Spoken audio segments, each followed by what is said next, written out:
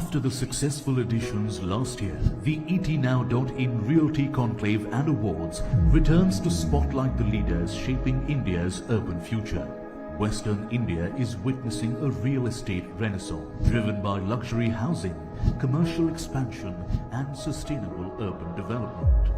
A powerful ecosystem of architects, developers, designers, planners and infrastructure pioneers is redefining lifestyle spaces and cityscapes. With policy-driven momentum and a thriving investment climate, the region is poised to lead India's next real estate revolution.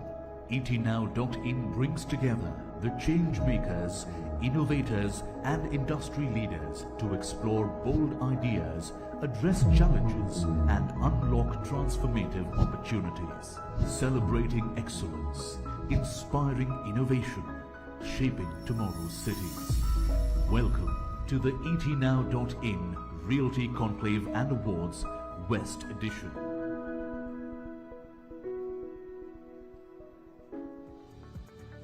Good evening, ladies and gentlemen. Please welcome your host for the evening, special correspondent at Times Network, Pooja Jain.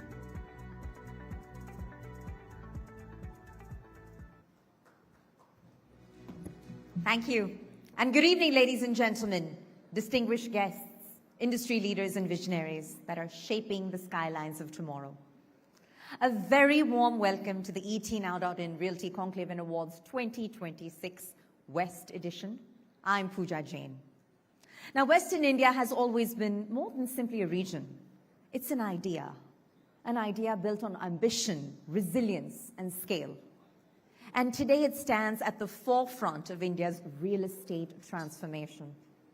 So from luxury residences redefining opulence in Mumbai, to integrated townships, to green certified developments, and smart infrastructure reshaping urban life, Western India is not just growing, it's evolving, ladies and gentlemen.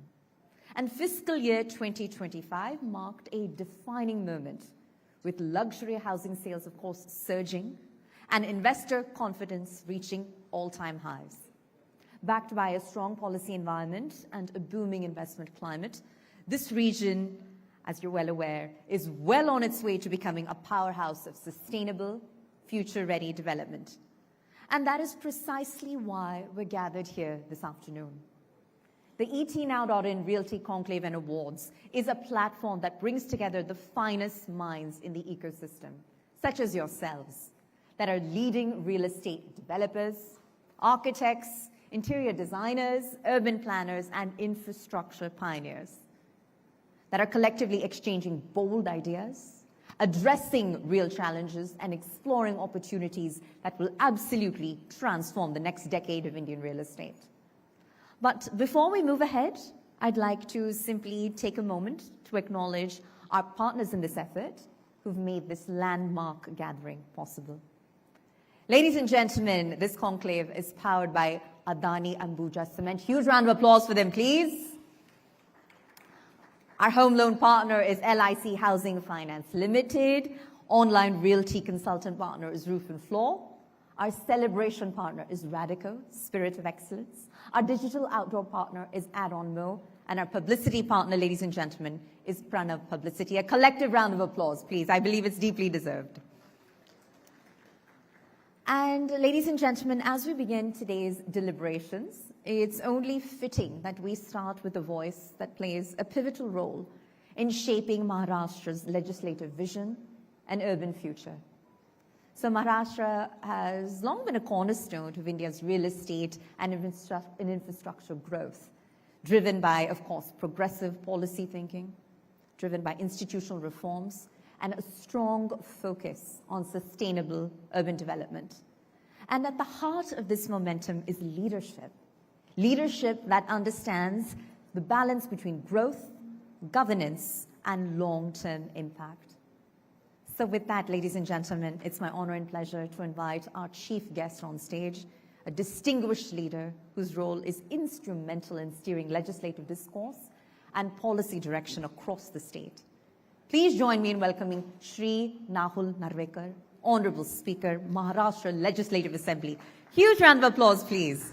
And I'd request Shuchi Shukla, editor, timesnow.in, to join us on stage in presenting our chief guest a small token of our appreciation. Thank you, sir, for being here. We're truly honored and deeply humbled.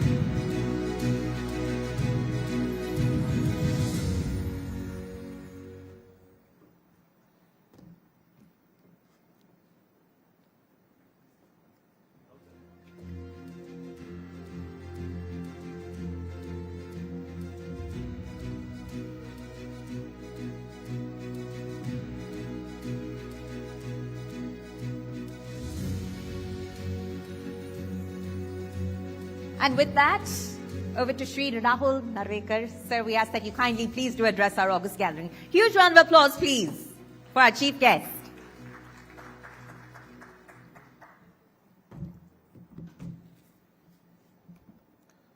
A very good afternoon to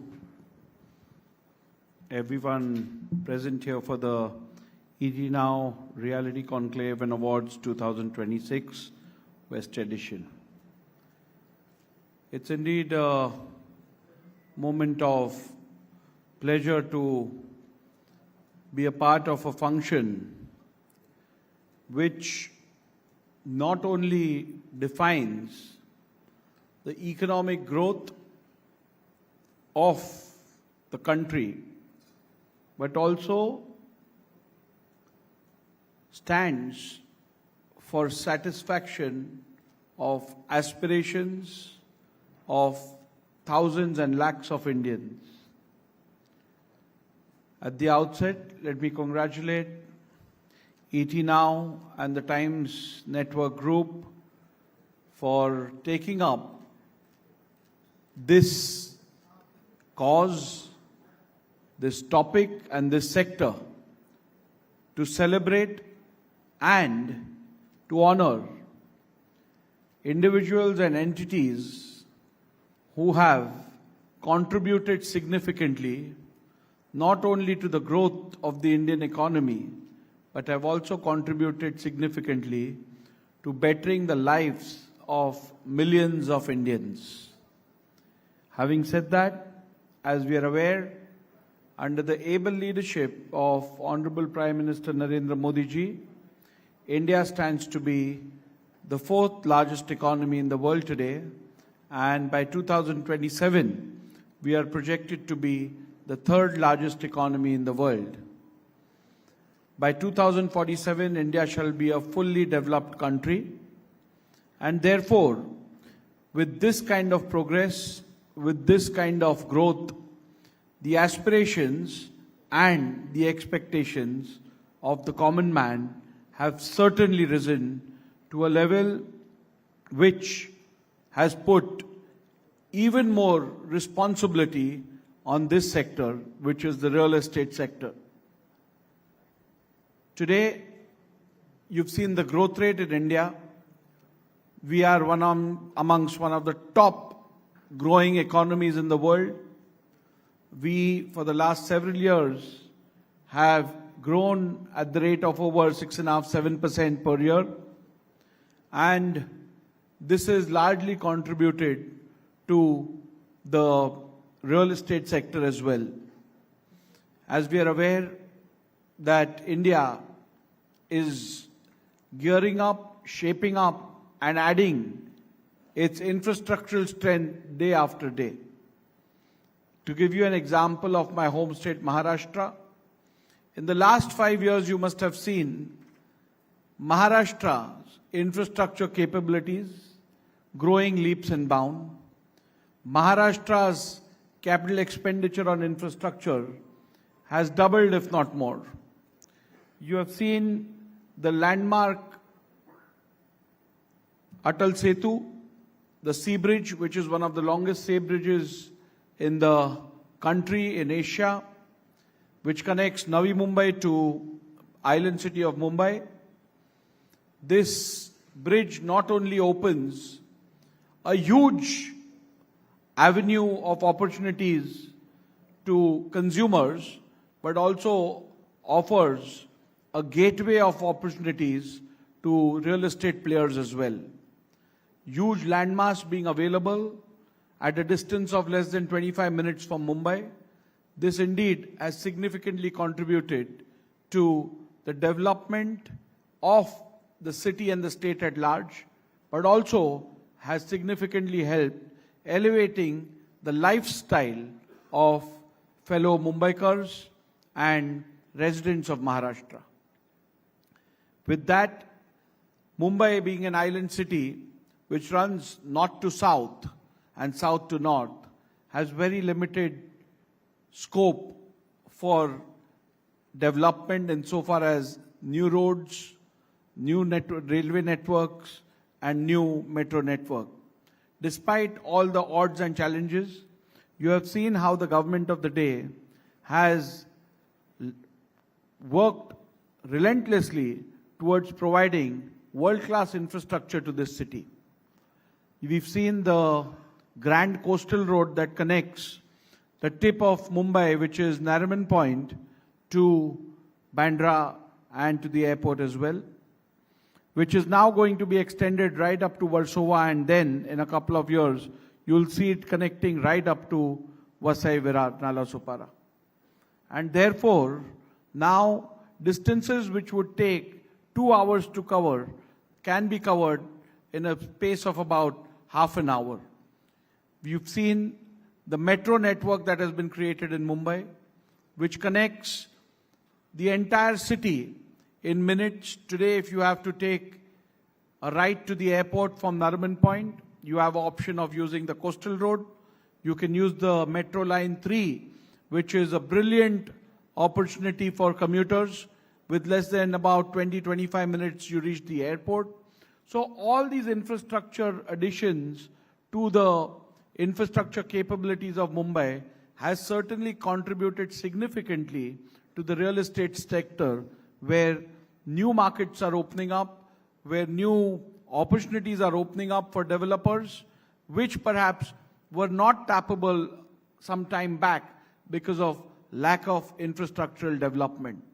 So the government is working in tandem with this sector, creating opportunities and facilities for the development of this sector in areas which were not tapped in the past. Having said that, Mumbai has always been known for quality homes. We've had one of the largest corporates and developers in the country who house their business out of Mumbai. And this has certainly made in Mumbai and developers from Mumbai the flagship companies and flag bearers of real estate industry in the country. Having said that, Mumbai is not only known for its luxury apartments, it's also known for its low-income housing, and a city that offers, a sector that offers housing to the poorest of poor, to the richest of rich in the country. Therefore, the real estate industry, like I said, has had an unparalleled contribution to the growth and development of the country. This industry is estimated to grow at unparalleled levels in the times to come. This industry is not only growing in Mumbai, but is also growing significantly in second-tier and third-tier cities of Maharashtra and the country at large. We've also seen a huge market for second homes. With the growth in economy, we've seen a huge market for second homes in the country as well. We've got areas like Alibag, Karnala, Karjat, and nearabouts in MMR region, which have developed significantly over the past 5 years. And this is just to continue. I believe this is just the tip, and this is just the beginning of a huge story to unfold. And the people sitting here today are going to be responsible for the growth of this sector and providing affordable housing, luxury housing to different segments and different sectors and different sections of the society, offering a plethora of opportunities to investors as well as consumers in the days to come. Having said that, I would like to once again convey my best wishes to the participants in this sector, to the players in this sector, and needless to state, to the groups like the ETNow and the Times Network, who have extended their support to this structure, to this sector, by honoring people who have significantly contributed to the growth of this sector, who have excelled in working for the betterment of the housing sector and the real estate sector in the country. Needless to state, the commercial markets and the commercial sector as well in the real estate sector has also grown significantly in the city of Mumbai, and making in Mumbai the commercial capital which it has been only possible because of quality commercial spaces which have been offered by the real estate sector. Friends, I would like to congratulate all the awardees today who have excelled and achieved for themselves this award out of sheer hard work. Friends, needless to state, and before I conclude, I would like to specifically mention that the real estate sector and the industry that you all belong to not only shapes the skyline of a city or the skyline of a country, but you all are responsible for shaping the skyline of Indian minds and expectations. Therefore, a huge deal of responsibility casts upon your shoulders. I am sure in the days to come, you will fulfill the aspirations of fellow Indians by providing good working spaces, good living spaces. I would like to thank you for having me here. As the Speaker of the State Legislature, I would like to assure each one of you all that we shall leave no stone unturned to ensure that we legislate laws, which we formulate laws which are for the betterment of this sector, which are for the betterment of the consumers, which are for the betterment of developers, where we create a win-win possibility for the developers as well as the consumers in the times to come. My best wishes and fullest support to the sector in the coming years. Thank you once again for having me here. Jai Hind, Jai Maharashtra.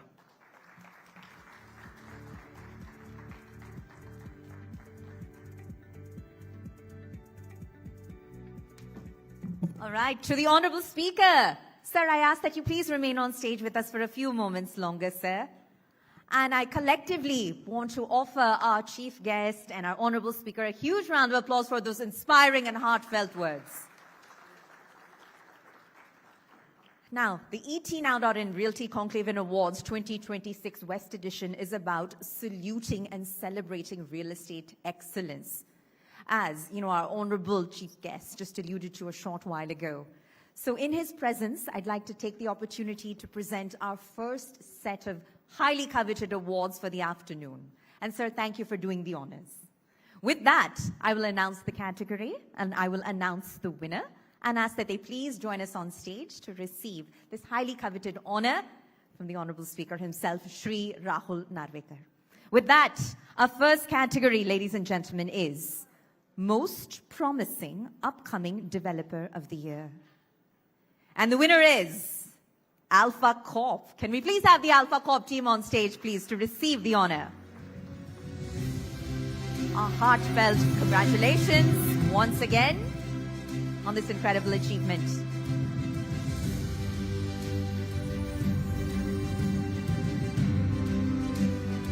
Most Promising Upcoming Developer of the Year. Keep the applause coming, ladies and gentlemen, for your fellow colleagues. And with that, we move on to our next category, which is Excellence in Real Estate Advisory. And the winner is M Space Realty. Can we have the M Space Realty team on stage, please, to accept the honor? Excellence in Real Estate Advisory.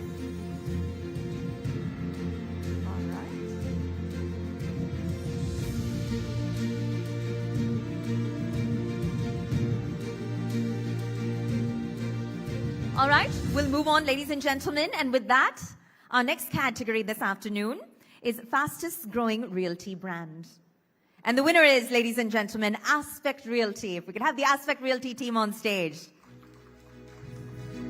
Ladies and gentlemen, excellence is not claimed, it's earned. Bridging tradition while building tomorrow. So this award honors a journey that's shaped by vision, scale, and consistent excellence in delivery. We're proud to present once again the fastest growing realty brand, 2 Aspect Realty, and Aksha Kamboj is now on stage to receive the honor. With that, we move on to our next category at the ETNow Realty Conclave Awards 2026 West Edition. And that category is India's iconic real estate brand. And it goes to Roosevelt Realty. Let's have the Roosevelt Realty team on stage, please, to accept the honor. India's iconic real estate brand. All right. We'll move on in the interest of time to our next category, ladies and gentlemen, which is Global Visionary in Sustainable Development. And this award, Global Visionary in Sustainable Development, goes to Captain Pradeep Singh, founder and chairman of Karma Developers. Can we have the team on stage, please, to receive the honor? Congratulations once again to the Karma Developers team for Global Visionary in Sustainable Development.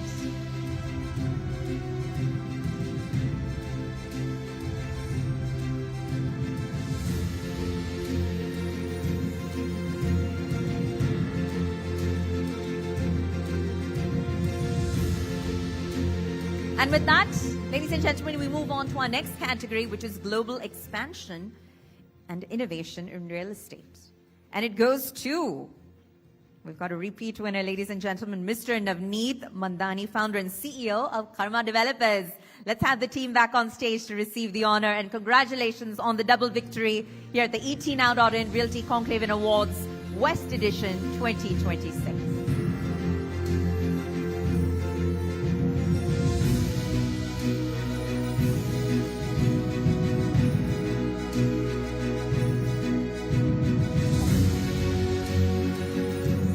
A few more awards, just a couple more before we have to relinquish our chief guest. So with that, the next category, ladies and gentlemen, is Excellence in Redevelopment Projects, and it goes to Sangvi Realty. Can we have Mr. Pakshal Sangvi, Managing Director, on stage to receive the honor? Congratulations once again to the Sangvi Realty team.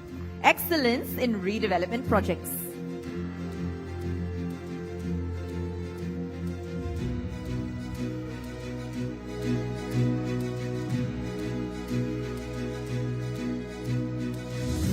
And with that, we move on to our next category, ladies and gentlemen, which is Excellence in Real Estate Sales Technology.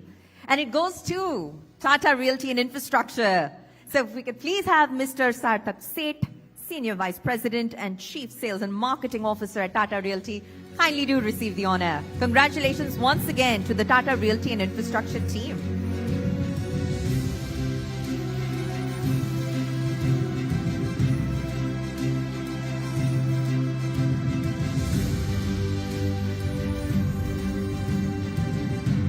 All right. Next category is Iconic Luxury Commercial Project, and it goes to Cygnus.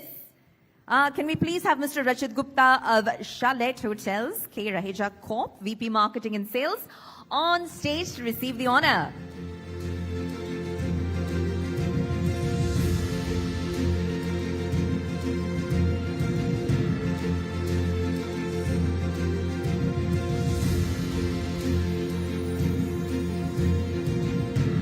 All right.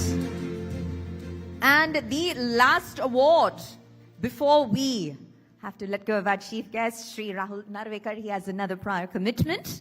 But the last award, ladies and gentlemen, is Best Sports Infrastructure Award. And it goes to Super Sports Park. If we could have Abhishek Jain, please join us on stage to receive this highly coveted honor from the Honorable Speaker himself.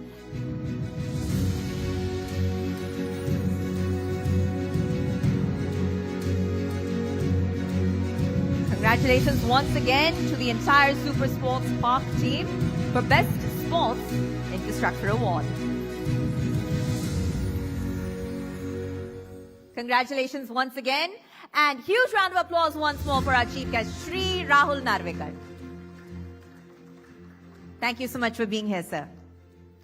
And with that, ladies and gentlemen, as we move ahead, it's time to deep dive into a critical conversation that sits at the very core of real estate transformation.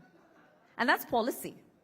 So from regulatory reforms and urban planning frameworks to incentives for sustainable housing and large-scale redevelopment, policy shifts today are not just influencing projects. They are reshaping the way cities grow, live, and breathe. So our next session, which is Policy Shifts Reshaping Urban Housing, it will explore how evolving government policies, market dynamics, and investor sentiment are absolutely redefining urban housing across Western India, and what this means for developers, home buyers, and the future of our cities. Well, to steer this conversation, we have with us a moderator who brings deep industry insight and a sharp understanding of the real estate ecosystem. Ladies and gentlemen, if I could please invite on stage my colleague and senior news editor with the Times Network, Sumit Lakhutia, who will be spearheading this critical conversation. And now, if I could please introduce our esteemed panelists who will be joining us in this discussion. We've got Mr. Ghulam Zia, Senior Executive Director, Knight Frank. Sir, I ask that you kindly do join us on stage. Yes, thank you. We also have joining him Mr. Vikram Mehta, Managing Director of Mesacon. Mr. Ashok Mehra, founder and chairman of Shikara Constructions, Mr. Chaitanya Seth, partner of EY Parthenon, and Mr. Pakshal Sanghvi, managing director of Sanghvi Realty. Thank you, ladies and gentlemen. We've got a power-packed panel in front of us to share their perspectives from their personal and professional journey alike. And with that, we'll now do a deep dive on policy shifts reshaping urban housing. And I hand it over to my very capable colleague, Senior News Editor with the Times Network, Sumit Lakhutia. Sumit, the floor is yours.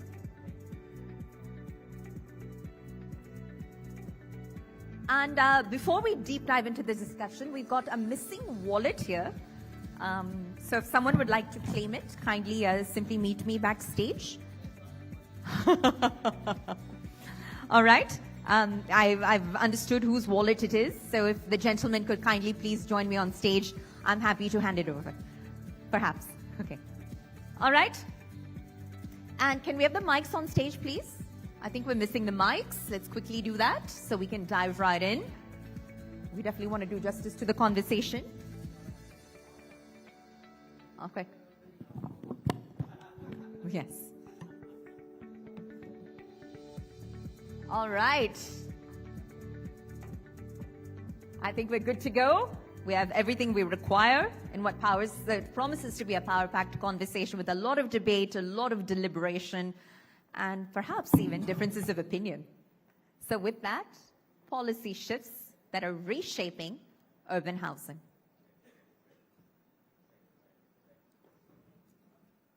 Check. Finally. Great. Okay. Thank you. Great. I heard Ghulam's point of view. You didn't hear. Ghulam's like, we're too many loudmouths on the panel, and maybe that's why they put off the mics. But no, I don't think, I'm sure we're not loudmouths, but I know that maybe besides me, we have 4 experts here on the real estate sector, which everyone does want to hear about. Context was set by Pooja. I won't get into a lot of more details because let's hear from the experts. Policy, of course, really, really important. We had Mr. Rahul Narvekar here talking about, well, he spoke about some of the important projects like the Atal Setu, the Coastal Road, and of course, reassuring us that the way ahead with the Maharashtra government is that they will be promoting more and helping this sector grow. With that, in fact, Ghulam, I'd like you only to kick off the conversation here. Your thoughts on, policy, because, it's important. Real estate is not a short-term business. Let's be honest. Whoever is making something, whether it's a house, it's an office, it's an industrial plot, it's roads, it's for the long term.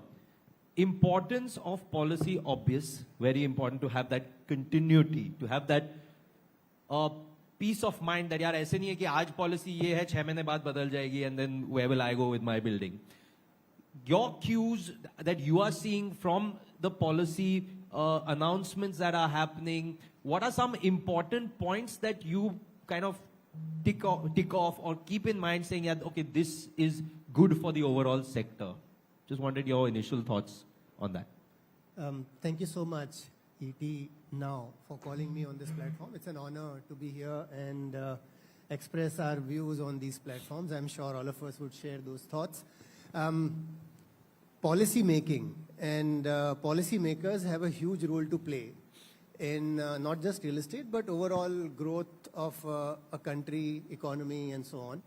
And talking, since the subject here is real estate has always been driven completely by the kind of policies we make. I recall about 20 odd years back, where there was a little chaos. A lot of policies were required to be made.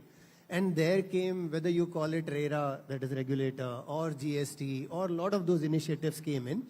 And what we see today is a different real estate industry altogether. I recall 2005, if I'm not mistaken, Press Note 2 came in, where foreign direct investment was allowed in the country. But that was a haphazard step forward, where investors who came had no clarity on how to invest, where to invest, the guarantee of their investments not going bad. Nothing was there. They just came in on a blind faith, and most of them burned their fingers. They lost their shirt. So what changed later on? I would say last 10, 15 odd years, we have seen a huge policy shift. We have overall for the country, we've got much better policy framework. So where we are is a great place to be. As far as real estate is concerned, with a lot of uncertainties behind us, a lot of question marks eliminated, we are in a very, very open environment where we know what kind of business we are entering into. I recall those are the days when corporates were shuddering to get into real estate. I recall I started my career in a company called Tata Housing, and they initiated their business in 1987. And ever since, like for at least so many years, that company and one or two of those like Godrej and Mahindra's or quite a few others also came in and, didn't succeed and left the business halfway. Lloyd's was one of them. So for every Tata Housing, you will have at least 2-3 other corporates who came in and didn't make it. Tata's also is here because, they have long-term perspective, so they're here.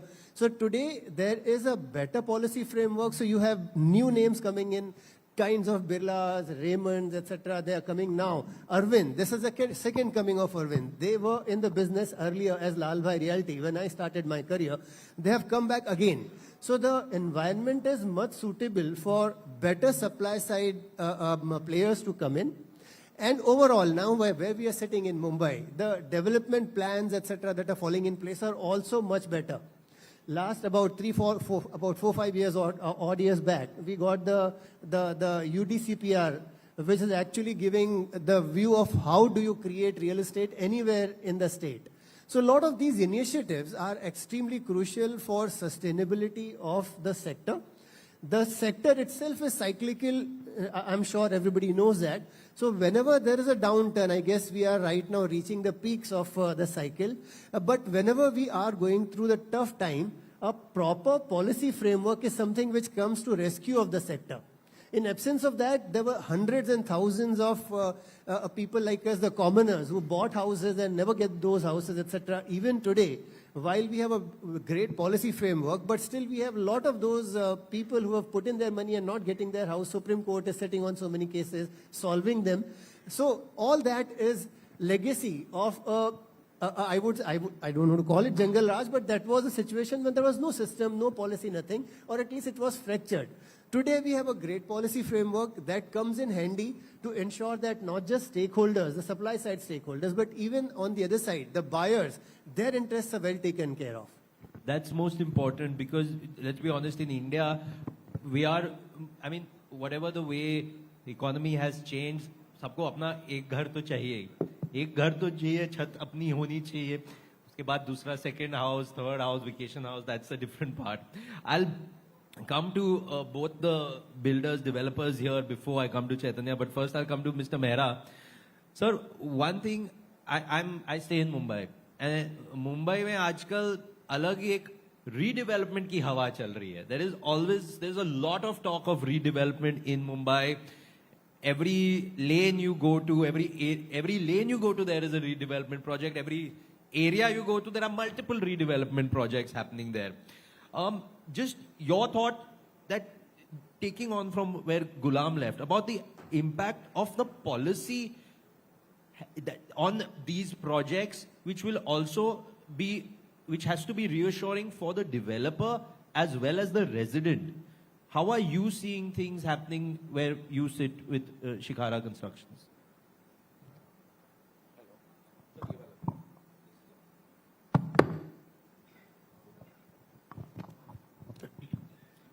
As per me, after the DCPR 2034, as Jia said, is everything is excellent. I mean, now there is a clarity. Clarity is there, how to do the redevelopment and all.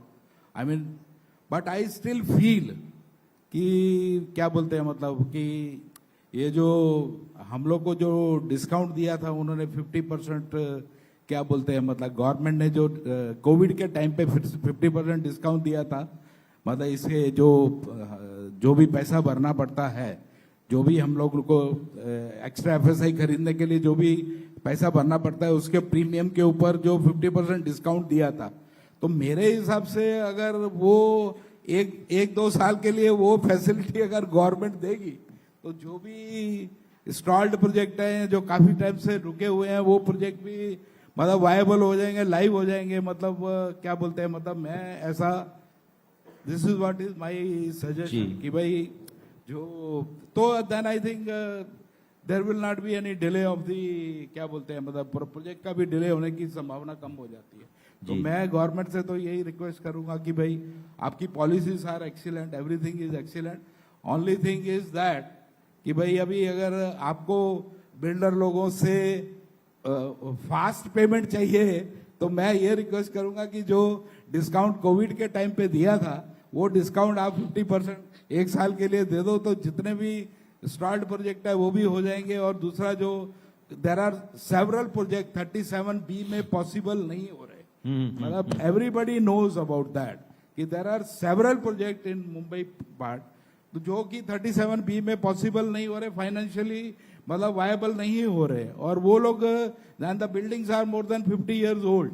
तो उनमें हमारा request तो यही रहेगा government को कि भाई जो 33(7)B में काफी प्रोजेक्ट है जो स्टार्ट हो गए पड़े हुए हैं, तो उनमें मतलब वो गवर्नमेंट को सोचना चाहिए कि भाई कुछ मतलब कोविड जैसा 50% डिस्काउंट जो एक साल के लिए दिया था वो ऐसा कुछ करेंगे तो बट रीडेवलपमेंट हो फिर मतलब will go in another level, redevelopment will reach to another level. Very important word सही है सर, क्योंकि जैसे the point is what Ghulam also spoke about, जो पुराने मतलब बायर्स थे जिन्होंने उनके घर प्रोजेक्ट्स अटके हुए हैं, वो जरूरी है कि वो भी निकले। It's not yes new projects coming up that's great, but जो पुराने हैं वो भी क्लियर होते रहे। पुराने भी ये अगर फैसिलिटी अगर गवर्नमेंट देगी तो पुराने भी वो जो स्टार्ट है वो भी ऑटोमेटिकली निकल जाएंगे ना, बड़ी because there are still several projects in Mumbai area which is not feasible to do it on 33(7)B में पॉसिबल नहीं है। तो वो अगर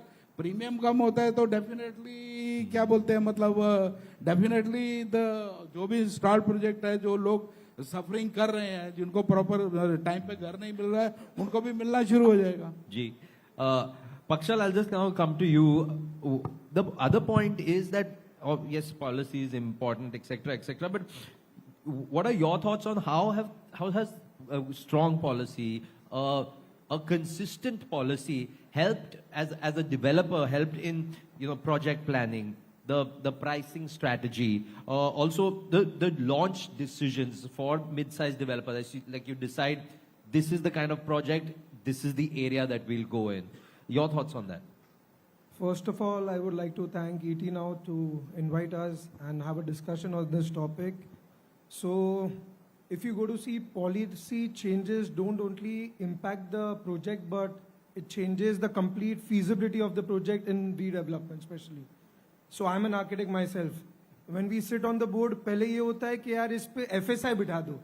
So, the planning is not on how you would design the building or what more you can offer to the customer, but कैसे भी FSI बिठा दो, BMC के laws के हिसाब से building बिठा दो, ये open space छोड़ दो, then you start finding design elements, clubhouse डाल दो, rooftop terraces. But I think that shouldn't be the approach being an architect. I worked in London, US, so what approach is necessary is to have a consistent policy. What happens here is, there is a policy now, but in 6-8 months, the policy will be impacted by the incoming people or certain changes in the government.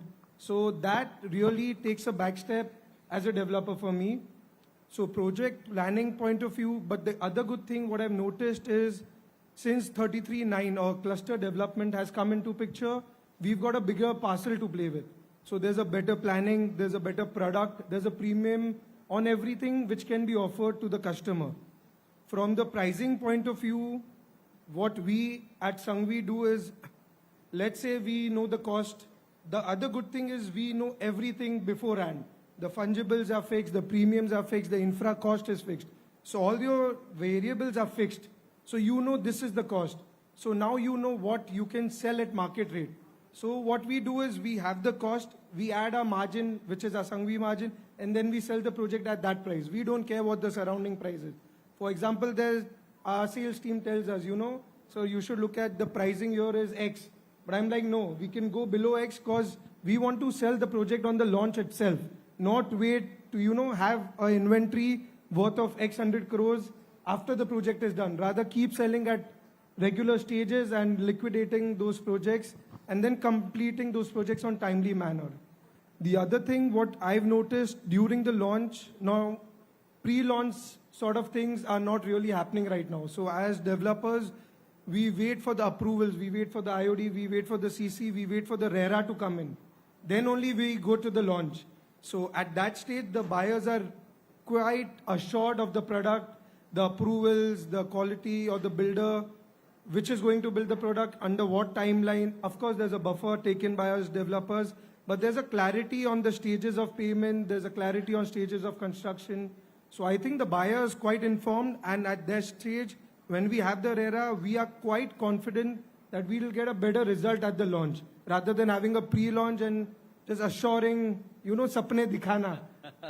Exactly, sapne dikhana, but pure nahi karna. Chaitanya, I'll come to you now. I like what Pakshal said about RERA, which of course has been a landmark policy initiative. From a strategy and advisory lens, so, kind of zooming out, if I would ask you, which policy shifts do you think will have the most long-term impact on urban housing, more important on the economics of urban housing? Because somewhere, and I know people might not like it, but somewhere there is talk in the market where they say, like, महंगा है बहुत real estate in Mumbai. Again, I'm from Mumbai, so I've been here my whole life. But then otherwise, people also say that, look, if you look at compared to the international places, it's not that expensive. But at the end, when the buyer is signing that check, usko hamesha महंगा ही लगेगा. So your thoughts just on the policy shifts that can have a long-term impact on the economics of urban housing? So, great question. If you look at the policy shift, right, what has happened is slowly and gradually, it is only strengthening the fundamentals. We talked about RERA, GST, REIT, all these are bringing a lot of fiscal and operational prudence. So transparency, accountability is increasing. So I would say a trust deficit industry is now probably taking small steps to gain trust. So I think that's a good side from a demand perspective. So that's one. Second, if you look at it from a long-term perspective, it is today you look at the budget, you look at the policies, it's more towards infrastructure. So infrastructure-led urbanization is going to be the way forward. Today you look at the corridors, you look at intercity connections which are being happening, rails, metros. So from a pin code spending, from where the developers are looking at a pin code kind of a growth, they'll move towards more toward transits and corridor or node-related growth. So I think that's what's going to kind of define the next level of urban planning. Coming to an important point, right, affordable housing, and I think that's where PMAY started the entire concept that affordable housing karna hai. But if you look at it, that's policy, great policy, but the execution has not been up the mark. Probably in the last 5 years, it has dipped from 38% to nearly 18 to 20%. One of the key reasons is the clip levels. If I'm clipping at 45 lakh rupees, it doesn't really check the metro realities. Today, probably it worked very well in Indore, Surat, Ahmedabad. But look at Mumbai or Bangalore. It has not worked well because it has not looked at potentially the land cost and the construction cost thereby. And that's what probably we know that the real estate industry lobbying with the government to see that can we move that clip load to 75 to 90 lakhs or increase the space. I think moment those kind of policy shifts, which probably over a period of time happens, it will again put a lot of supply and demand acceleration into the affordable housing space. So I think to me, if you look at it, fundamentally urbanization would be more led by infrastructure and some more probably re-looking at the policies or strengthening those policies, what we kind of put in the past, I think can reshape the entire urban landscape. Fantastic. And Ghulam, just bringing you back into this conversation, because what Chaitanya also said on affordable homes, the affordable housing space. I don't think there was much in the union budget for that. But how do you see the importance of these policy interventions on bringing, I mean, how do we give more impetus to that space, to affordable housing? What more can be done? Because that is truly very much a need of the hour. Your thoughts on that? Well, affordable housing is a big anathema, if I can say that. There is something people are talking about, and especially on this platform where you are going to be awarding the contribution of real estate developers. I don't want to sound very dead against developers, but I carry that grudge that they're not doing affordable housing. No amount of these excuses that 40 lakh or, all that, these are all simple excuses. They're not doing affordable housing is a reason. Let's accept it because you have low hanging fruits. आप 2 लाख रुपए square feet का मकान बेच रहे हो, आपको कहाँ 2000 रुपए स्क्वायर फीट का मकान बेचने में इंटरेस्ट होगा? Let's take it. Developers, name after name I can give you, who have moved away from affordable housing in last 5 years because their malai दूसरी तरफ ज़्यादा है, तो आप यहाँ पे क्यों देखोगे? So these are all excuses कि 40 लाख से 45 लाख ठीक है, वो होना भी चाहिए, but then that is not the reason. That's just an excuse for you to not do affordable housing.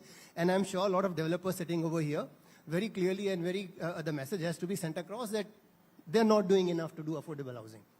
Now, about, I think, first week of December, Niti Aayog did a large conference where most of these industry bodies were there, right? From MCHI, CREDAI to NAREDCO, to you name it, all of them were there. Again, एक ही single point, bring this down. Government land दे यार, अपनी land पे तो affordable housing बनाने नहीं है. Government land दे, क्यों government land देगा भाई? आप खुद भी तो कुछ करो. So here, the PMA 2.0, which has come about a year and a half or odd back, I think October 2024 is when they came out with Pradhan Mantri Awas Yojana 2.0. They came up with fantastic policy framework. But the problem is, in the meanwhile, nobody wanted to do affordable housing. All the names talk about, since one of them I have learnt my ropes from their Tatas. Were there in affordable housing? Not there anymore. Talk about Shapurji Palanji, almost not there. Brands and listed players, and this is something which I don't just kind of putting a blame. This is something on record when the MD of Signature Global did say this was a company which started on affordable housing, and they're not doing affordable housing anymore. So you don't have a developer who is doing affordable housing. And in the middle of all that, the demand, we are talking about numbers now, let's talk about number. PMA Urban, Pradhan Mantri Awas Yojana Urban, is talking about the demand in next 5 years, which is starting from 24 to 29, of 2 crore houses. And then to say that they haven't done enough is wrong, because in the first, PMA 1, they have delivered 1 crore houses. So to say they haven't done enough is wrong. Because you're sitting in Mumbai, because you don't see the impact of affordable housing that government has done in the rest of the country, you want to believe that they haven't done enough. Which is, sitting in your own small domain and armchair advisory saying government is not doing enough is not really the right way. Affordable housing is happening all over the country. And when we talk about affordable housing, there are various different ways government is contributing to the affordable housing. Only those who are sitting over here are not doing affordable housing, and that is one reason why we continue to talk about these on these platforms. Mumbai, now talking about what is affordable housing for Mumbai. Do you know, if I talk about the top 8 cities of country, which includes Mumbai, Delhi, Bangalore, etc., do you know about 35 to 40% of the inventory that comes in Mumbai, and I'm talking about MMR region, Mumbai metropolitan region, is below 50 lakh. Can you beat that? Nowhere, no country, no city in this country gives such a big contribution to below 50 lakh houses. Mumbai does it. And we are sitting in saying that 40 lakh, 90 lakh karo. Ban to rahe, koi na koi to bana raha hai. So here, affordable housing is a big contributor. Actually, affordable housing is something which you need to really dig deeper into and understand. Just doing lip service, sitting over here saying that ye kam kar do, kam kar do is not the right approach. Okay, got your point on that. But I just want to take it a little ahead now with Mr. Mehra. Sir, agar if we move on and now एक और चीज बहुत जरूरी होती है is the rights of the tenants or the rights of the, if we talk in redevelopment of the existing tenants और नया घर है तो the customers. What can be done to ensure that जो redevelopment हो रहा है उसमें both whether they are existing tenants get their houses in time ये वाला or whether the new buyers who might be putting in money जब project complete नहीं हुआ उसके पहले ही, how can we ensure that their rights are kept safe and they get what they are paying for within the time that has been agreed to? See, आजकल तो क्या है, आजकल तो गवर्नमेंट की पॉलिसी बहुत क्लियर है. हेलो, क्या हाँ जी, so हाँ तो क्या बोलते हैं, मतलब आजकल गवर्नमेंट की पॉलिसीज आर वेरी क्लियर.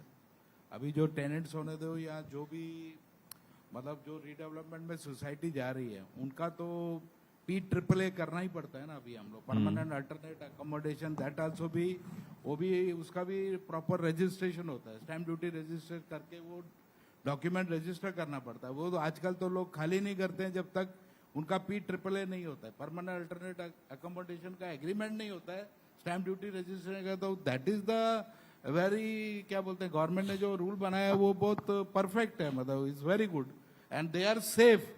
उनकी सेफ्टी है और उसमें भी मतलब लिखना पड़ता है कि आप प्रोजेक्ट कभी डिलीवर करोगे, each and every terms and conditions are written in there. So इसके ऊपर और क्या सिक्योरिटी हो सकती है, what more security can be given. But उसमें सर अगर कहीं डिले हो गया तो व्हाट इज द, अभी डिले है तो देन वी आर आल्सो क्या बोलते हैं आंसरेबल. डिले हो गया तो the builders are answerable to the government, to the courts और to the MahaRERA. But is there more that can be done from policy perspective on this to help? I think P-AAA is the best. Government ने जो declare किया है वो बहुत अच्छा policy है, क्योंकि आजकल तो लोग मकान ही नहीं खाली करते ना. पहले बोलते भाई मेरा पहले P-AAA करो, मेरे को स्टैम्प ड्यूटी रजिस्टर्ड ऑफिस में जाके P-AAA करो, उसके बाद में हम आपको जगह खाली करके देंगे. तो this is more than enough. और उसमें each it is just like a agreement. It is just like a sale agreement, sale deed agreement. So nothing to, they don't have to be worried about that. Got it. Pakshal, I just come to you on, again, from one part of policy is of course setting the rules, setting the way ahead. But a subset of that are the approvals, the compliance that you need. And, you know, I mean, do enlighten us how many approvals and compliances are required to get a building going. But in that, how have things changed? How can things be made better? Because on one end, India is moving up in the ease of doing business ranks, and the government's spoken about, and I'm talking now on a national level, spoken about one window clearance in different states, etc., for setting up new businesses. How can, in the real estate sector, that help? Because I do know that you need permissions from so many government authorities, approvals, compliances, which are ongoing. मतलब वो occupation certificate, CCJ, OCJ, all of that is required. Just give me your thoughts on that. See, one thing you have to give credit to the government is there has been a structured framework in the approval in the last, let's say, 7 to 8 years. So you know which applications, which NOCs you have to take and what comes after what. The only thing missing right now is the timely approvals of those structured policies. So what's happening, I know I have to go to aviation and get an aviation remark. But let's say if there are complications, so then the time limit is not fixed. So what I would suggest is there should be a deemed approval like you have in other countries. There's a time limit, you either put a comment saying come with more details, or if there's no comment, deem approval and you can go ahead. So what happens is, see, we go ahead with all the positive planning, itne din mein ye aayega, this will take so much time, but then there are some uncertainties which we don't cater for. और उसकी वजह से क्या होता है, there are financial uncertainties or the risk. which we as a builder carry, जिसकी वजह से we cannot, make housing cheaper. Because there's a big interest cost in Bombay, big land cost, a big premium cost which you pay upfront. And then you're left in a limbo saying, oh, don't know, approval kab aayega, or how long do I have to wait for it? I'll give you an example. In my case, we've got all the approvals, but then there are, in South Bombay, in redevelopment, there are some estate-owned properties, MADA-owned properties. So you get an approval from BMC, then you have to go to estate to get the approval for further CC. In case of MADA, you have to go to MADA again to get a further approval for those CC. So there should be a single window clearance.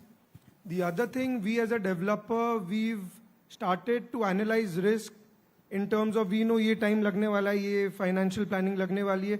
Let's start designing apartments or houses according to the budget rather than hamare sapne. Okay, we'll sell a home worth that much. Let's come down to what the buyer demand is. The timelines are not going to change. You have to cater to everything, but you can do is something you can sell your homes faster.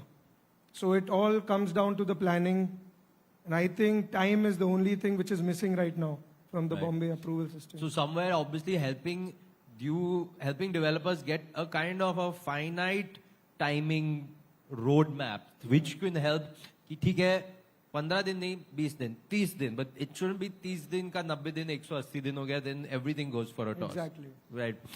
Chaitanya, while earlier Mr. Rahul Narvekar spoke about how the state government is gung-ho towards development in the state. While of course, so state level execution very important for any policy framework that is done, but how much of local governance do you feel is there critical for determining the success in the housing reforms? By way of, so if I'm saying, ठीक है, national level पे एक बात हो गई, state level पे एक बात हो गई, but if I am going out of Mumbai, if I'm going to smaller districts, smaller talukas, which are also coming up, the importance of that local governance there to give a push to the housing space there. Your thoughts on that? So, I think I talked about, right? I think more and more infrastructure-led urbanization is going to be the key. And one other thing is also about, while we talked about the urbanization, it's also about strengthening the municipal finances as well. Many a times we have seen that there is a lot of demand, there is a lot of supply, but probably the water, the sewerage, the transit, all that is not in shape. Yeah. And it's about that fact that many times there are budgets, but they don't get executed in time. So it's important that we kind of strengthen that entire process and streamline that. So in my opinion, both municipal finance also needs to get kind of strengthened in terms of their source and application both put together. That is going to kind of make it far more livability. Because as you go far and far, I think that's where the entire purpose is, that's where the infrastructure is building. Today we talked about the Mumbai 3.0. That's where the entire infrastructure is getting built, and that's where the demand is also shaping up well. And that's where developers also now starting putting their entire portfolio to kind of ensure that they are able to capture that demand. So that's the way I'll put it. Okay. Ghulam, I just want your thoughts. Actually, this is a common question for everybody. If you could recommend one policy reform that you feel could unlock the housing supply in Indian cities, what would it be and why? The game changer. We have been talking about a lot of things that have happened for the sector in last so many years. So sector per se can't ask for more from government. It's the way I look at it. When people say that budget mein hona chahiye, these are all, and so many years nothing comes and we are fine, we are doing better every year. So we can't expect much from government except for one thing. And my expectation is the blockchain for land records is the key. Something which last year's budget had some small amount to at least focus on, create some policy frameworks, etc. But that is truly going to be the next big one. The moment we are getting into land records on blockchain, we have arrived. Till then, there are thousands of court cases in every court, from session court to high court to everywhere. Typically कहा जाता है कि court में जो भी मसले चलते हैं वो तीन चीज़ों पे चलते हैं, जर, जन, ज़मीन. बाकी 2 को छोड़ दो, 1 तो जमीन है. तो जो तीसरा है, almost 1/3 I would say and more are on real estate, which is essentially land. So the next big thing where we will never look back after that will be blockchain, land records. That happens, we will hit the big one. But Gulam, it wasn't just, do correct me if I'm wrong here, but I think somewhere in India, maybe in one of the southern states or something, have they experimented with blockchain land records or not yet anything? Various ULBs, urban local bodies, are experimenting in one way or the other. Well, we are not too badly placed. Like, at least in Maharashtra, most of our transactions are actually on all recorded digitally. Yeah. Every transaction that you do today is digitally recorded in Maharashtra. And again, something I don't know how many of you all know, Maharashtra is one of those states which has made it mandatory to register your transaction within 2 months of you doing that transaction. Yes. Most of the states don't do that. So you go to Haryana, you go to UP, you have a freedom. You can start with a builder-buyer agreement on which आप 500 रुपए का stamp duty भर के आप agreement बनाते हो, and then it is compulsory only when you're taking possession.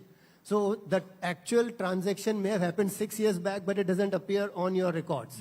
So Maharashtra is way ahead. So your point, many states are doing digitization of records. Gujarat is doing it, Maharashtra has done it, multiple states are doing it. But what I'm talking about is land record. Can you imagine every land in the country will be digitally recorded? And that is the that's the foundation of any kind of real estate. So today when I'm sitting over here, you are selling an apartment, I am buying it, at least that much part of it is safeguarded. Yeah. But the property on which that apartment which you sold to me is built is still not digitally captured. So most of your land disputes, or in fact, developers are sitting over here, they will tell you that huge amount of time goes in legal due diligence of their project. Yeah. So while we are talking about single window clearance, everywhere you again hear the same similar thing. So everybody wants single window clearance, lekin usse pehle, unless you have legal due diligence done properly, all of that doesn't matter. The time that you spent in legal due diligence, you would have done to get all your approvals and permissions in place. So here, the key differentiator is going to be getting the blockchain activated for all your land records. And beyond that, it will be a heaven. Okay. Pakshal, your thoughts? The due diligence taking up most of your time? Yeah, totally agree with him. It's the due diligence which takes more than 2 to 3 years before working or starting actual financials or working on the project. The other thing is, I think we have the policies in place to make housing in Mumbai or Maharashtra affordable. It's just that timely execution of those policies. Everything is in place. I think there should be a mandate on time or deemed approval. It will automatically solve every problem, because we are sure we don't have to bear that extra burden of interest or extra rental cost or extra delay cost or rate escalation cost. So a timely window would be a great. The other thing is, if you give incentive for a design-led building, like how they give it in London, let's say, if you're giving back to the city, you might be given a discount on, let's say, some premiums by the government. So rather, let's not build concrete jungles, but let's start building homes for people who deserve to live in them. Absolutely. Chaitanya, your thoughts, same thing. One kind of, one policy reform that you would recommend? I think they've picked up what I was thinking about. I would genuinely believe time-bound single window clearance can make a lot of difference, because that really brings predictability in the entire market. That's one thing. I'll just probably take a slightly different thing. I think they've talked about policy, what I was thinking about. But even from a developer perspective, I think they also need to start embracing technology to drive the entire, because speed is the key. He talked about time, and time is translated back to the speed. How well you are adopting technology to kind of accelerate your entire land to launch cycle. While we talk about a lot of uncontrollables in terms of approval, which probably that single window time-bound approval can solve for, but there are a lot of controllables within the organization which also needs to be catered to. I think that's what probably so technology is an answer, which probably when Gulam talked about, be it blockchain as a technology, be it single window clearance, that's again a technology-led thing. The technology is an answer which probably will kind of disrupt everything. All right, I will be taking these thoughts ahead because my next panel is on Proptech and innovation. But before we just wrap up, Mr. Mehra, your final thoughts. आपके हिसाब से कौन सी एक वो policy reform होगी, अगर हो जाए तो इमीडिएटली हाउसिंग सप्लाई खुल जाए, will be able to do things better? ये जो ओपन स्पेस डिफिशिएंसी है उसमें थोड़ा इम्प्रूवमेंट होना चाहिए, और जो पार्किंग का जो थोड़ा है उसमें भी थोड़ा इम्प्रूवमेंट होएगा तो मेरे ख्याल से ये हो जाएगा। बाकी तो सर ने जो बोला है one window clearance, that is the best. और दूसरा उन्होंने आर्किटेक्ट साहब ने जो बोला कि भाई क्या बोलते हैं, आप जो भी ड्यूरेशन है समझो उनको अप्रूवल 2 महीने में देना है, अगर 2 महीने में नहीं है तो that should be considered deem given. मतलब अभी मतलब कुछ ना कुछ तो मतलब होना चाहिए ना, मतलब कि भाई क्या बोलते हैं, अभी बिल्डर्स लोगों के ऊपर भी इंटरेस्ट का भी बर्डन बढ़ता है ना, अगर अप्रूवल टाइम पर नहीं मिलेंगे तो उनको इंटरेस्ट के ऊपर भी मतलब इंटरेस्ट भी उनका ये होता है। तो बेस्ट पॉलिसी वही गवर्नमेंट से यही रिक्वेस्ट रहेगी कि भाई 1 सिंगल विंडो क्लियर जैसे सर ने बोला वो, अगर और जो भी अभी 2 महीने में अप्रूवल देना चाहिए, 2 महीने में अप्रूवल नहीं मिलता है या तो ऑब्जेक्शन डालो या फिर क्या बोलते हैं मतलब इमीडिएटली डीम ओके कर दो, मतलब भाई हो गया। Fantastic. Thank you so much to the panel. Important points coming out from here that hopefully if we can get deemed clearance within a fixed time with use of more of technology, especially the blockchain for digitizing land records and other parts of the real estate space, it would make things go faster, more trustworthy, and help for quicker, better development. A huge round of applause for my panel here this evening. Thank you so much, gentlemen. Ji. One more time. Zordar taaliyan ho jaye, please, ladies and gentlemen. Let's have a group photo.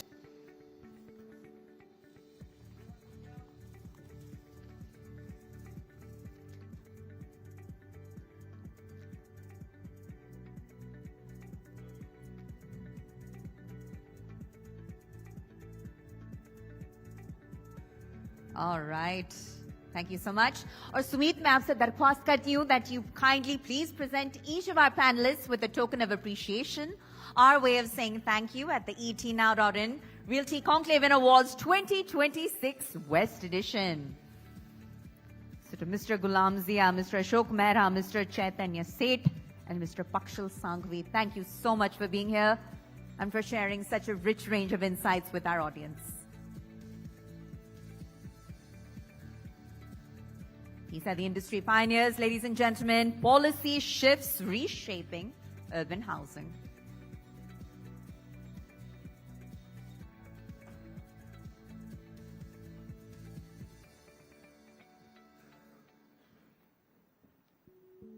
All right, our way of saying thank you.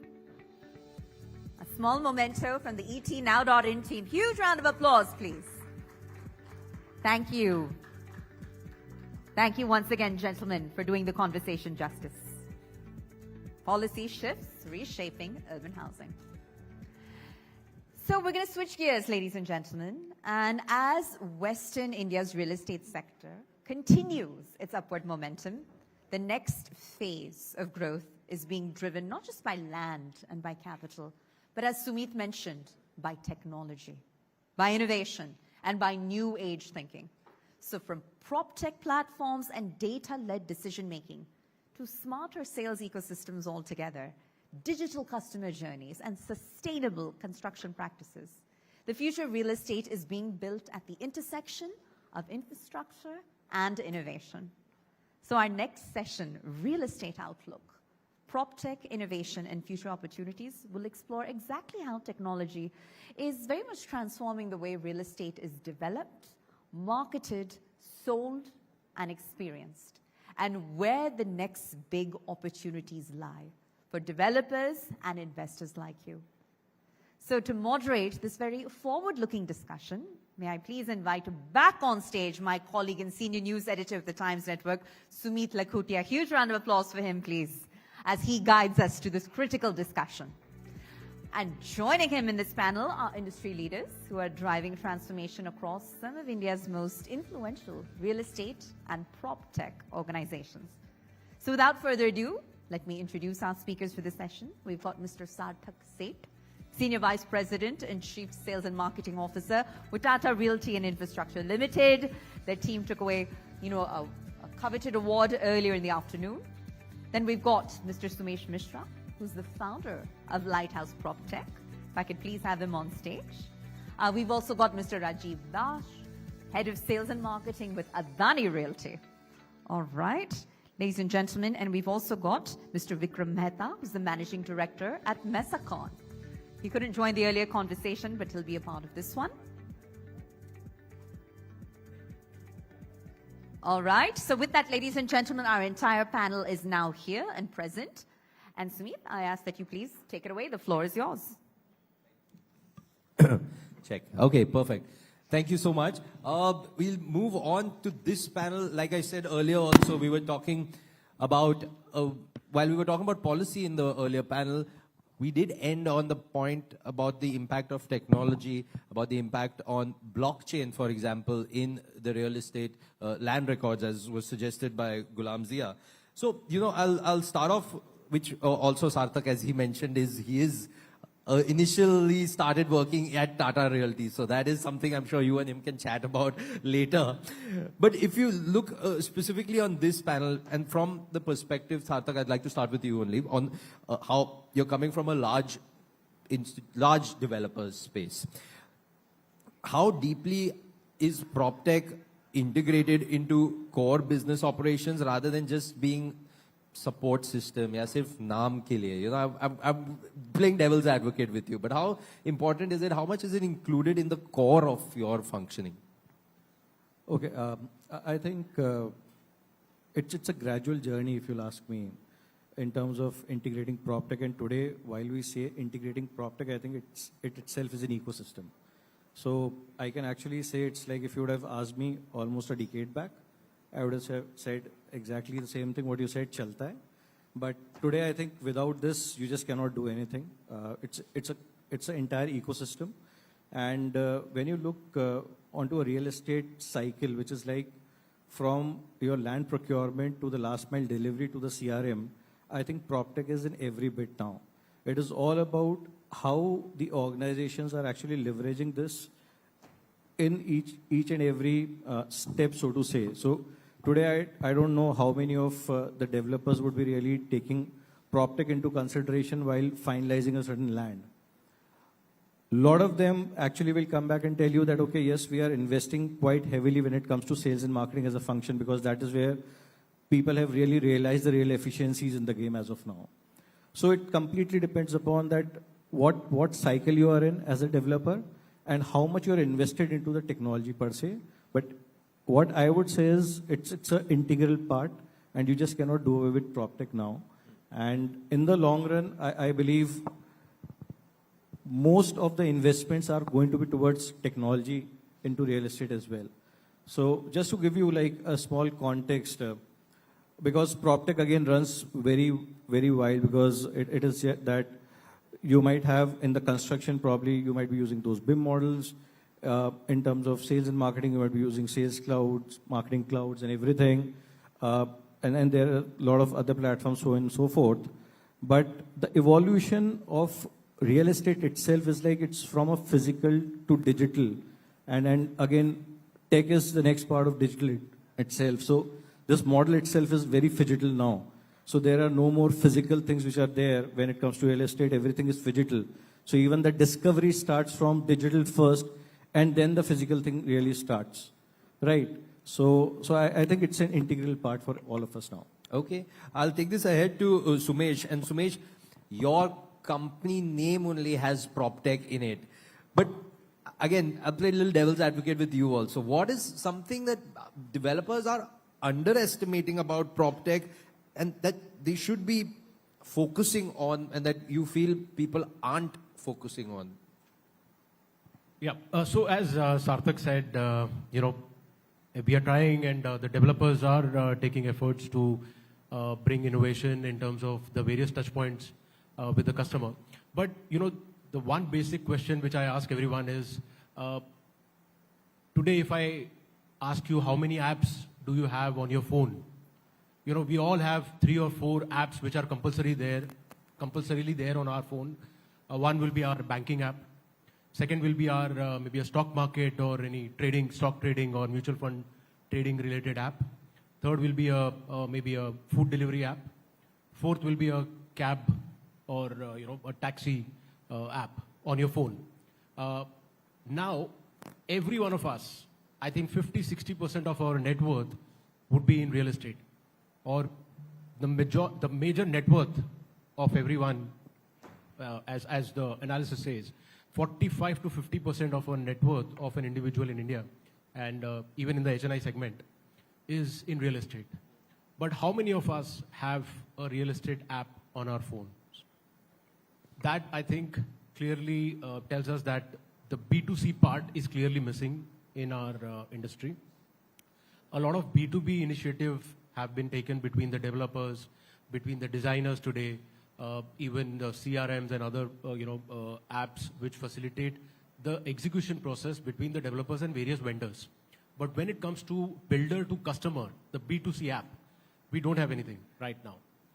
I think at most every one of us has a MyGate application, which is by default compulsorily there on our phones to facilitate entry or maybe security reasons, or maybe booking a clubhouse in our complexes.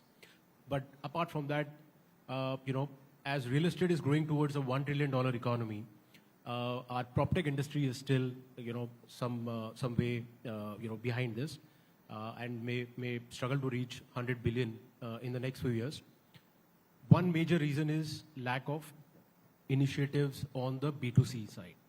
So at Lighthouse, we are trying to create various touch points where hopefully the usage of tech for the customers, and especially in the luxury and uber luxury segment, becomes a necessity rather than just a convenience or just an enabler. Okay, that's quite an interesting take. You missed social media apps in your list of 4 and 5, but we'll leave that for a later conversation. Yeah, that goes without saying, actually. That is right now, probably the number one app. Yeah, the most screen time is definitely social media. But yeah, I get your point on the real estate part, which is quite an interesting take, and definitely shows that there is an opportunity for somebody to come up with a great business idea in that space. Rajiv, just carrying on with you, from where you're seated with Adani Realty, how is technology reshaping the home buyer journey, particularly when these are these large scale projects that have scale, consistency at their core? How are you seeing technology changing or reshaping that home buyer's journey? See, I think let's understand the category. I think it's part of the roti kapda makan, but still, there's a lot of aspiration to get that makan in a metro city. That's a category. And second part is that this is a product. I think this is the only category you don't see the product when you buy. You see the product after 4 years, 5 years, if you're lucky, and then you get the handover of the product. In a category which is not there, you are selling dreams. That's where the customer is looking for experience. And the experience is that something that if we can do it physically or digitally, customer is happy to get to the close to the reality. And when it comes to that experience part, I think today the developers, A-grade developers are doing very well in terms of making sure that the digital aspects are being taken care. Also, there is a mix of digital and physical, purely from the point of view what Sumesh was talking about. We have that opportunity in B2C to get more digital aspects in terms of connecting to the consumer end users. But one thing you have to keep in mind, this is a category which is bought once, twice, or thrice. Or maybe the investor rotates it, but that again also in limited number. So right. That's where the mobile app usage will be very less. And that's why you'll see the developers making the mobile app in the facility management side, where the usage is more. But today, if you see a lot of developers are making a phygital aspects, as in we call it as phygital purely from the point of view, when you are selling or the pre-booking happens at the site, you have to give that experience of the product which is going to be ready in next 4 or 5 years. We put a physical scale model to explain the project and the product, but that is linked to the future through digital aspects. So if you get inside the physical model, you'll be able to see the digital aspects, how the future is going to be. So that combination, today I think the best way to explain the category is a phygital model. I think it's a mix of both. You cannot ignore physical, because I think at the end of the day, what Sarthak was talking about, the search, the discovery happens digitally, but that discovery gets into physical. We are not able to push so much of sales digitally. There are NRIs who are selling it, or maybe 10 to 12% of customers are comfortable selling, completely digitally, but that physical aspect is there. And that's why, as a developer, we spend time, money to create that experience at the site. And that experience, we have done a digital way of creating experience, and that is phygital. I think there is a lot of development which has happened on the real estate to make sure that commodity has become a branded category now. And today you'll see a lot of customers, they come, they experience the product, and the buying decision becomes easier for them. So what used to be 2 months, 3 months, I think it has come down to 30 days to 45 days. And that is where the digital is helping, because we have been able to give that experience through digital medium, through Proptech. Correct, because I mean that first discovery digitally, but mostly आके वो दीवार देखनी है, आपका show flat देखना ही है लोगों को, to get that mix of digital and physical. I think it's a touch. I think it's still that feel and touch aspect of, and showing it to my parents, my family, my relatives, I think that is still there. I think the referral... It's, in a way, it is an outing to go see the flat that you want to possibly invest in. मतलब from a point of view कि पूरा परिवार आएगा. Also the decision. I think it's not a one person who takes the decision. I think it's a family, or maybe it's a joint family, or maybe friends and family. True. So the decision is not easy to take in real estate. I think that's where it becomes. Sarthak and Sumesh both picked up their mic, so I just want to know if you want to have any follow-up. I think it's all about reassuring yourself when you actually go and want to do it physically also. It's all about reassuring yourself, because like on a digital platform, you will have a certain info, but till the time I don't go onto that piece of land, I don't go and see where exactly is the location, because until and unless, okay, you might see a lot of things on digital, but physical is something, it's all about reassuring yourself. So that is why it has to be a combination of both physical and digital. Absolutely. So I'll just add, as Rajiv said that, obviously it is a touch and feel business, but, during COVID, we saw that transactions, and India saw, I think the real estate sector got a big push during the COVID, where people were not able to go out, but they were having a virtual tour of properties, and they were actually closing deals. And you could see in the second and third leg of COVID that the deals started moving and the momentum started building up. Just to add on the developer side, let me just, and probably Rajiv can add on to that. While we were closing the deals, but still there was a caveat that, okay, once the lockdown opens, please have a visit. Once you are assured that, okay, you want to continue with this booking, we are more than happy. But if you are not, if you want to cancel it, we are more than happy to give you 100% refund also. Right? So probably this is what Rajiv can also say. So we have sold, but again, that physical aspect comes into the picture. 100%, Sarthak. See, technology is an enabler. Yeah. And what happens is it gives you a convenience, starting from the touch point where you are able to compare various properties, from there on to do the technical due diligence, the legal due diligence, helping in the financial closure, that final decision making, and then the connect with the customer right from the booking to the possession, and from there on, a formation of the society or the condominium. That's a 4 to 5 year journey, as Rajiv said. So that during that 3 to 4 or 5 year journey, there are various aspects which the customer would want. And today it is happening through mails, through CRM teams, which are communicating the next payment schedule. They are giving the payment gateways for the next payments. I think, the day is not too far where the customer will have everything at a fingertip, where right from his first token or making up his mind from a virtual tour or a touch and feel finally once the decision is taken. From there on, his loan approvals, his payments, his possession timelines, the updates of the projects to the final possession, handing over to the society. I think developers are moving, the top developers have already started doing this in bits and pieces. I think by and large as a platform, for example, from our side also, we are trying to make an effort that, we give a full one-stop shop service across these, touch points for the customer, for enabling a easier and smoother transition. Okay. Sarthak, if you're, you spoke about phygital and how it's running currently. But where do you see technology delivering the most tangible value? Is it, for example, on the customer service part? Do you see it in operational efficiency of how you're doing your business, or maybe long-term asset performance, or anything else? I would say it's across. So if I look at more from a customer perspective, definitely the customer get to know that what product we are going to be bringing in, because all those AR, VRs and other things you can actually see from a customer standpoint that, okay, somewhere the customer is more aware of what product we are actually going to be delivering. From an operational perspective, which is more from our perspective, I would say my entire marketing, my sales, the funnels really get the better of it. I can say that. My efficiencies actually increase because I know from a buyer persona perspective that, okay, buyer behavior perspective, who is my key buyers. I can, today it's all about, I can actually do my lead scoring. As soon as somebody calls me, I know from where exactly this guy is calling me. I can do the lead scoring. I can say that, okay, this is my P1 buyer. Let my best executive attend this because I know the closure percentages are going to be better over there.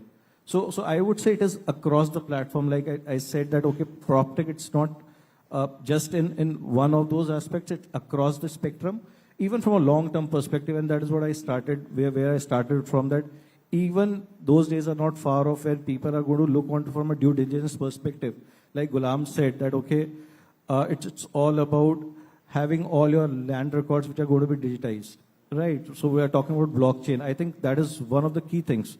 So once that happens, believe me, everything is going to be digitized across. Okay. So it's across the board. Rajiv. I think it's the experience. Just to add on what Sarthak is saying, I think experience is becoming critical. Wherever we can add digitally through Proptech and the experience, customer is very happy to have that experience. Second thing, I think what we have seen is the distribution changing completely. The game changer here in real estate, at least in the last 3-4 years, I think Sumesh will agree to it. He was part of one company which was leading the distribution part of it. I think the Proptech is being able to kind of completely change the game for distribution.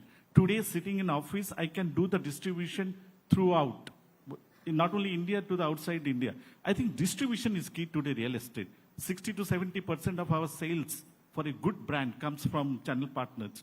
And that distribution has become very easy today through Proptech. And the channel partners, they have been able to get the entire details and the experience of a project digitally. I think for me, that is the game changer completely from a distribution point of view. I can reach to the channel partner, and from a consumer point of view, the experience that we give through AR, VR, that has really been great.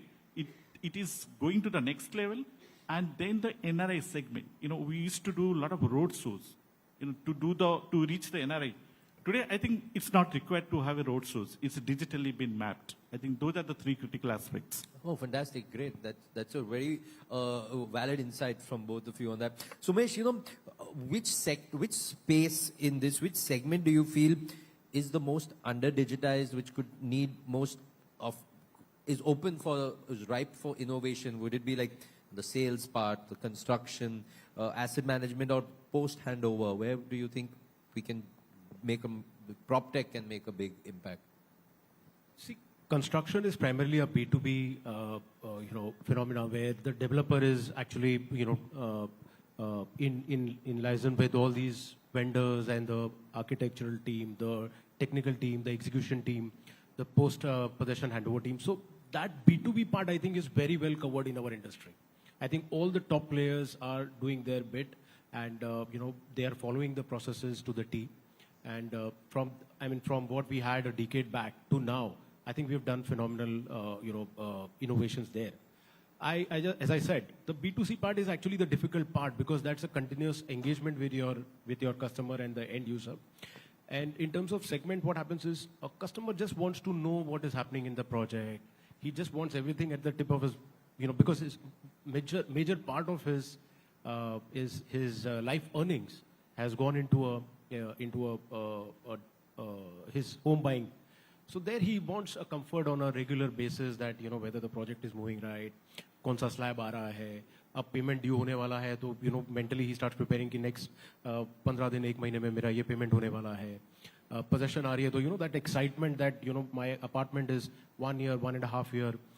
So that bit, I think what right now everybody is following is updates through, various channels. And I think someday or maybe soon, a lot of people are working on delivering that at one click where, you can show it to the family, various segments in your family. So I think around the possession and post-possession is something which developers are focusing on right now to ensure that after sales service, पहला part तो as Rajiv said that B2B model से आपने distribution बहुत अच्छा कर लिया, AR/VR से आपने customer को influence कर दिया, impress कर दिया कि this is this is really the house of your the dream house. उसके बाद की journey जो होती है 4-5 साल की, that is where every touch, every comfort that you give to your audience, that is something which gets you the repeat buy or brings that loyalty to you. So post-possession and that loyalty programs, which I think the top 4 or 5 developers are doing, and I think that is something which the second tier and more and more developers would start following. Okay, great. Rajiv, from your perspective, which innovation do you think has helped most directly improve your conversions, your customer trust, or sales velocity? Which one would you say? Would it be the AR/VR or anything else? I think it's, again, we get, I think for a real estate brand, getting the leads is not a challenge. I think we get, bucket full of leads. But leads to walk-in, that's one parameter that we say is the site visits that happens. That also we managed to do it through a lot of pre-sale calling that happens to the customer. That we also managed to get to the site. But I think the challenge is the site visit to sales. I think that is where good brands do 15-20%, but that 80% gap is there. That 80% gap, that is where I think today the number of leads can be reduced. Your walk-ins quality goes up because you are focusing on micro-targeting. You are not specific to the segment that you want to target. So that micro-targeting through different, Proptech modules that is available today, you can do remarketing, lookalikes and other parts. That is helping to get a quality site visits. And that quality site visit, what happens at the site, we have been able to give that physical experience at the site. And that conversion ratio is going up. I think that is where that marketing spends comes down and your ROI is better. Purely from the point of view, we have been able to convert more site visits to sale, which used to be 10-15%, maybe at the 20-25% bucket that is coming. I think that is one of the big things that's happening. Second thing which we have been able to do is the customer profiling. I think real estate is a category where we have to do micro-targeting to sell a project. And profiling becomes critical. When the customer comes to the site, he doesn't buy in a first visit, he buys after visiting 2, 3, 4 times. So that is where I think the progressive profiling becomes critical. And today, with the Proptech support and the social media integration to it, and Salesforce integration to it, doing all those coverage, we have been able to do progressive profiling of the customer. So next time he comes, I know that whether he likes to go mountains or he wants to go to sea beaches. So that I know the product proposition that I want to pitch. Or should I talk about the school or should I talk about the temple? Correct. I think the progressive profiling part with the integration of a lot of Proptech modules have been able to help us. Which is great because in a way, the product that you're offering for example, at any of your projects is in a way standardized by way of 1 BHK, 2 BHK, 3 BHK, whatever wohi hai. But by finding out a little bit about the customer, you're able to, in a way, customize it for him or her. Because, like you said, should I talk about the school? Should I talk about the temple? Should I talk about the park? And that helps in your conversion ratio. Of course, of course. So I'm running out of time, but one last question to everybody on the panel. I want you to do a little crystal ball gazing. So now we're talking about phygital, so which is, yeah, the discovery is on digital, but the customer will come personally to see it. What is the one thing in the Proptech, the technology space that you feel in the next 5 or 10 years would become kind of like standardized? Like, आज अगर आप कोई भी builder के पास जाओ, you will expect कि यार website होगा या कुछ video भेजे या जो property मेरी है, like Sumesh was saying, you get that slab updates, हो रहा है, payment links come, etc. That is now standardized. Every buyer expects it. what in the next 5-10 years do you think would become, every buyer will expect it? Okay, so I think something what Rajiv has already touched, and it is not 5-10 years away. Probably it is already happening, and very fast it is happening, which is personalization and hyper-personalization. So just to add upon, like Rajiv said, that okay, whether he's wanting a school or he wants something which is like near to a railway station, whatever. So you know that as soon as a customer is even visiting your websites, you know what exactly he's scrolling, what exactly he's wanting. Immediately, I know that, okay, this person has invested probably like 10 extra minutes on one of my amenities. The next thing what happens is it's like in the 15th minute, he's actually going to get an emailer specifically for that particular thing, saying that, okay, this is what you are looking on to. So it is like he knows that, okay, immediately his attention is being caught. He knows that, okay, yes, this is the right product. I should be really looking forward to this.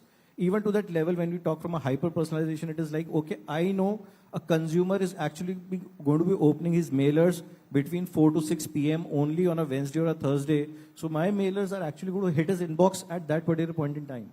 Right? So I think it is all about how well you read that data, because it's an abundance of data what we are already getting.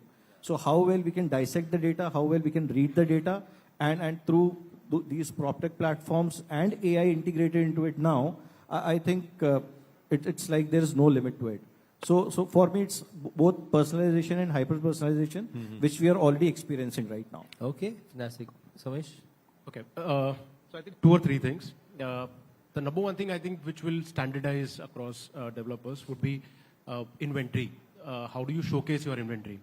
हम लोग real estate में जैसे sales कर रहे हैं तो first day बोलते हैं तो सोल्ड आउट है, या जो प्रीमियम इन्वेंट्री है उसको हम transparency. So the number one thing, real estate is a trust based buy, आप अपनी पूंजी लगा रहे हो तो you know that you need 2 or 3 confirmations और trust factor on the developer. So one is जो मुझे इन्वेंट्री चाहिए, या मुझे एक पूरा आइडिया मिल रहा है कि ये इन्वेंट्री है और मुझे इसमें से जो मुझे पसंद है वास्तु के हिसाब से या मेरे टिकट साइज के हिसाब से मुझे वो इन्वेंट्री दिख रही है, और then I make a informed buying in terms purchase, in terms of what I want to buy. Second is price discovery, especially in the mid and luxury segment. Customers, because transactions बहुत ज़्यादा और regular नहीं होते, तो lot of customers feel that whether I'm paying the right price, and they start looking for various other avenues. They start scouting कि last agreement कितने में हुआ, कितने की deals हुई हैं. So that price discovery, if they know that I have done the right decision, this is the last price or this is the average of last few months cut, pricing. So then that gives him a comfort, because or else he'll always take time in decision making, whether I'm paying the right price. And third is the legal technical aspect. Day one पे developers also feel that, एक बार transaction हो जाए फिर document दूँ, legal document बाद में दूँ, sir आप रेरा पे जाके document ले लीजिए, But if you are upfront कि सर ये document है, ये inventory है, ये price है, decision making becomes faster. Right. Fear of losing out on your choices, inventory, probably you miss out on, your decision making, as Rajiv said.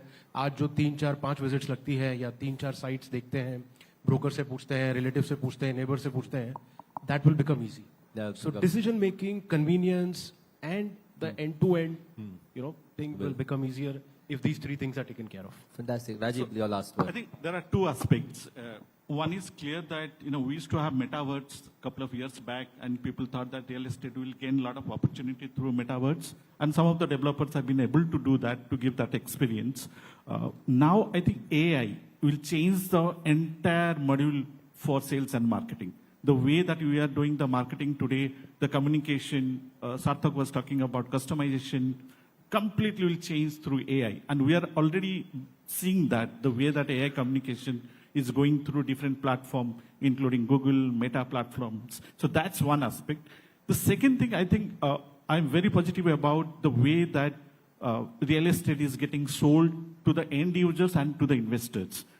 There is something that fractional ownership is going to be a big one for real estate, and that will open up the sector to the investor who are not able to buy certain luxury segment or say premium segment or different locations. That will open up. I think fractional ownership in real estate, in residential segment, through REITs, like REITs, will be a big one for real estate going forward. I think that's something we are looking forward to. Fantastic. Thank you so much to the three gentlemen. Those were some great insights and a beautiful way to end the panel by doing a bit of crystal ball gazing. Round of applause, ladies and gentlemen, for the panel. That's absolutely right, ladies and gentlemen. Let's all have our Proptech experts gather for a group photo op. I think this last conversation has certainly helped prove that the era of Proptech is no longer around the corner. The era of Proptech has arrived. And before we let our panelists go, if I could please have our moderators, Sumit Lakutia, present each of our panelists with a small token of our appreciation, our way of saying thank you from the ETNow.in Realty and Conclave Awards and Team 2026 West Edition.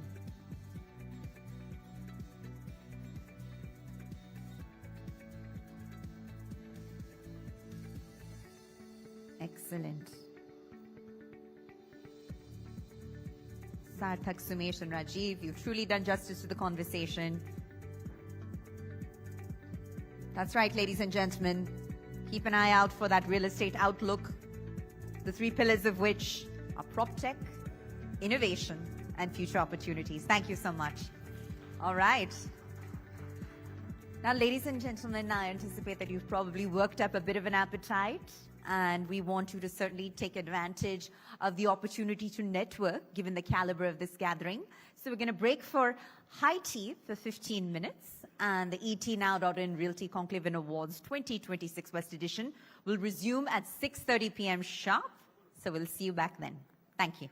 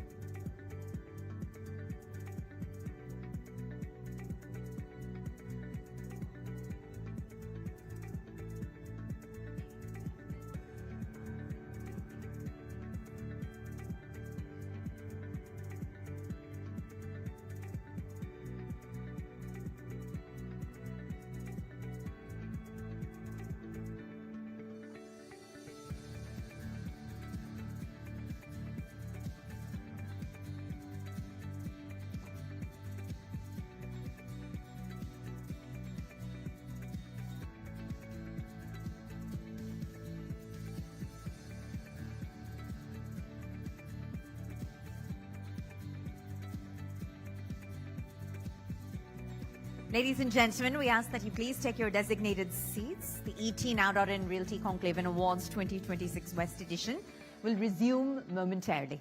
Thank you.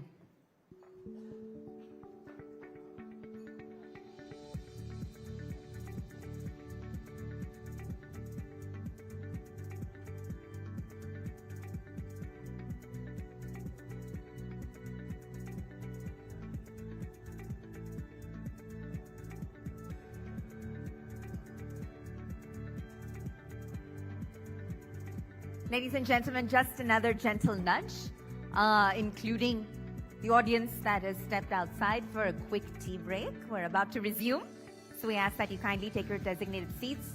Do be cognizant of the cameras. This is a televised event, and we intend to resume the ETNow.in Realty Conclave Awards 2026 West Edition momentarily. Thank you.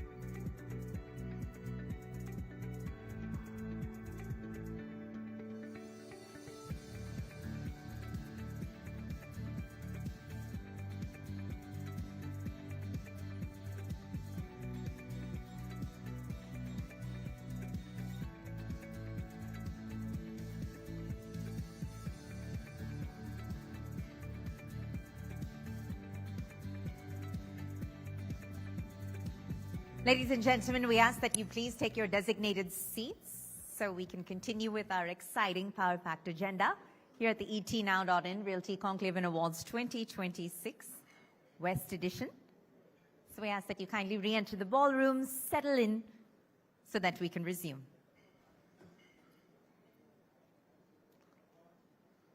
All right, so with that, ladies and gentlemen, we're going to move into our next session. And here we turn our focus from numbers and policies to something that's far more enduring, which is design, identity, and the soul of our cities. So Indian modernism has always been a dialogue between tradition and innovation, form and function, aspiration and context.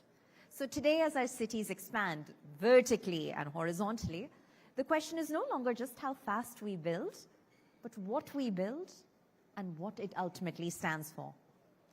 So our next panel, aptly titled Building Icons, Indian Modernism and the Shape of the City, will explore how architecture and urban design is influencing skylines, lifestyles, and the cultural narrative of urban India. So to moderate what promises to be a highly compelling conversation, we have with us a leader who brings a sharp editorial lens to technology, design, and the future. If I could please invite my colleague and managing editor with the Digit, Mithun Mohandas, to kindly join us on stage and guide us through this discussion. Huge round of applause, please. And joining him on this panel are some of the most respected voices in architecture, urban development, and real estate. So I ask that you please join me in welcoming our panelists, who include Ms. Sapna Kakaria, Principal Architect, the Canvas Group at A&J Group, Mr. Mukesh Mehta, the Chairman of Project Consultants Private Limited, Mr. Reza Kabul, the President of ARK Reza Kabul Architects, and Ms. Ayushi Asher, Director of Asher Group, and lastly, Mr. Bhushan Nimlikar, Director of Sumit Group. So we can have all of our panelists kindly join us on stage, join Mithun as he does a deep dive on the topic. A lot of exciting insights, I imagine, will come forth from this conversation. And once more, a huge round of applause for all of our panelists. And we ask that you kindly do join us back in the auditorium in case you have yet to. That's right. Sapna, Mukesh, Reza, Ayushi, and Bhushan. I think they've all more or less joined us on stage. All right. With that, like I mentioned, ladies and gentlemen, some of the most respected voices in architecture, urban development, and real estate have taken the stage. And without further ado, Mithun, I'll hand it over. The floor is yours. Let's have the mics on at the console, please. If we could kindly ensure the mics are all turned on. Mic check. All right. Thank you for the wonderful introduction, Sure, Pooja. Mithun. And moving on to the topic, it's all about building icons, and we're focusing on Indian modernism. Now, modernism is usually defined as rejection of traditional thoughts, beliefs, but is that really what happens when you look at property development as an ecosystem? Now, I'd like to start off with Mukesh, especially because you look at things from a planning and project consultancy perspective. What truly makes a development iconic in India? Is it visual prominence, or is it long-term contribution to urban efficiency and resilience? I think firstly, thank you for having me here and such an august audience and panelists. Hello. Hello.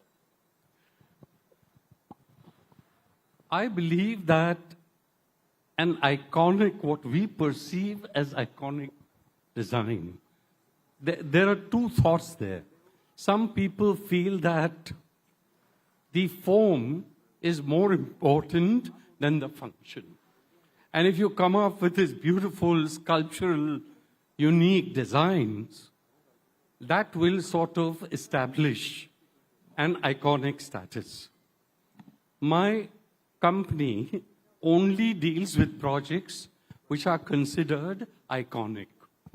And I'll talk in context of the project that I'm working on. So one of the projects we started was the Dharavi redevelopment project. 25 years ago, people called me a fool because government was giving away Dharavi land for free.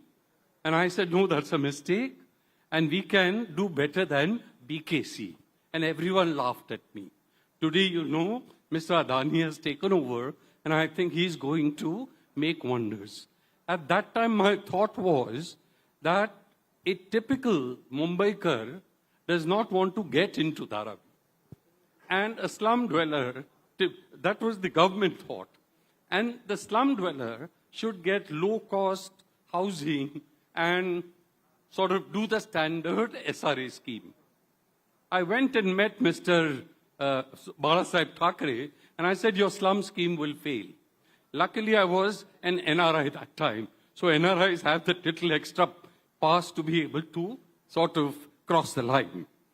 And then I gave him the concept, but I said, Dharavi is not just for Mumbaikars. Dharavi has to integrate with the rest of India and the rest of the world. And we have to design, because where do you get 600 acres of land? And once you demolish all the slums, how can you not make it better than BKC? Because BKC was 70s. We are now talking of 90s, etc. Luckily, he supported me. Later on, others supported me. And we created what is today internationally perceived as an iconic project. Now, to me, iconic is not just merely design of some beautiful building. Somehow, iconic buildings, the form and function seems to have segregated. I feel they complement each other as per the master's thoughts of 20th century. But now we're building 21st century India. And therefore, if you make it sustainable for the people and relevant to the city, to the culture, etc., using the latest technology, latest design tools, and now with softwares available, you can create some magnificent designs and then bring it, then it becomes a unique, in this case, community, but individual buildings also. In my case, what has happened is every project that we have touched has expanded its value and profitability for the client threefold, fourfolds, and sometimes tenfolds, just because it is treated as unique. Now, what is iconic today has to remain classic in a way, where tomorrow it's a way of life. What was considered iconic of Corbusier or Frank Lloyd Wright 50 years ago, 70 years ago, a lot of us can design those buildings, build those buildings, and build better than that. And I feel, to me, that is what will be relevant to call it iconic. Now, those were some behind-the-scenes stories that we're all glad Mukesh could share with us. Now, I'd like to pass it on to Sapna. As an architect who's deeply involved in translating vision into built form, how do you define Indian modernism? Is it sort of something that should be rooted more in cultural identity, or should it be more aligned with Western design language that are currently dominating skylines? So I think it's a multifaceted approach that we take. I don't think I can pick any one, either ways. Cultural identity will actually make the space or give the architecture or the design its own soul.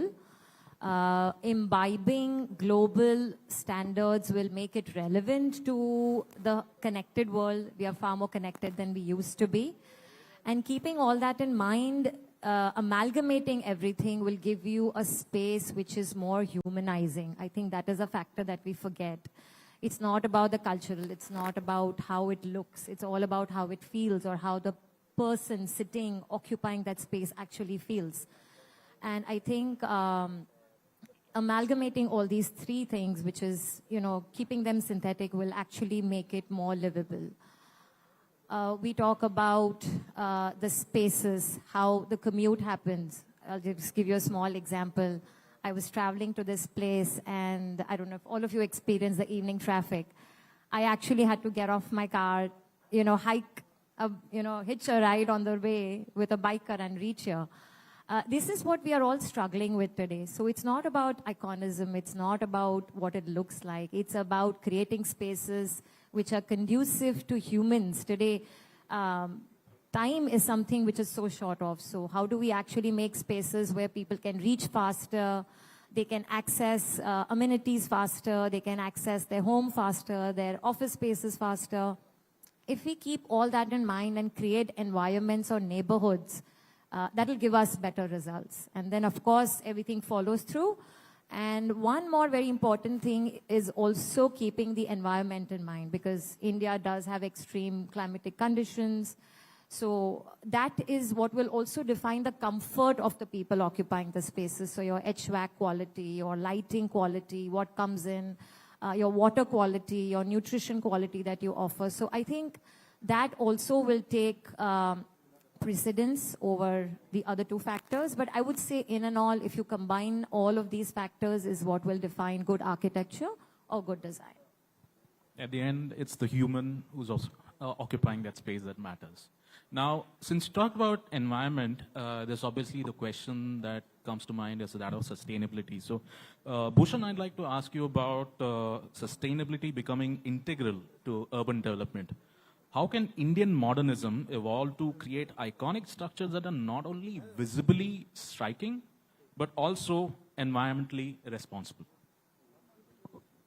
I think now we have to think from the point of view of the environmentally or sustainable, all the words that we talk are going to be the basic principles to start a project.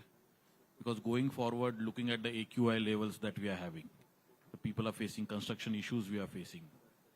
Sapna said about the traffic issues or the water logging issues that happens in monsoon. Iconic buildings will be must.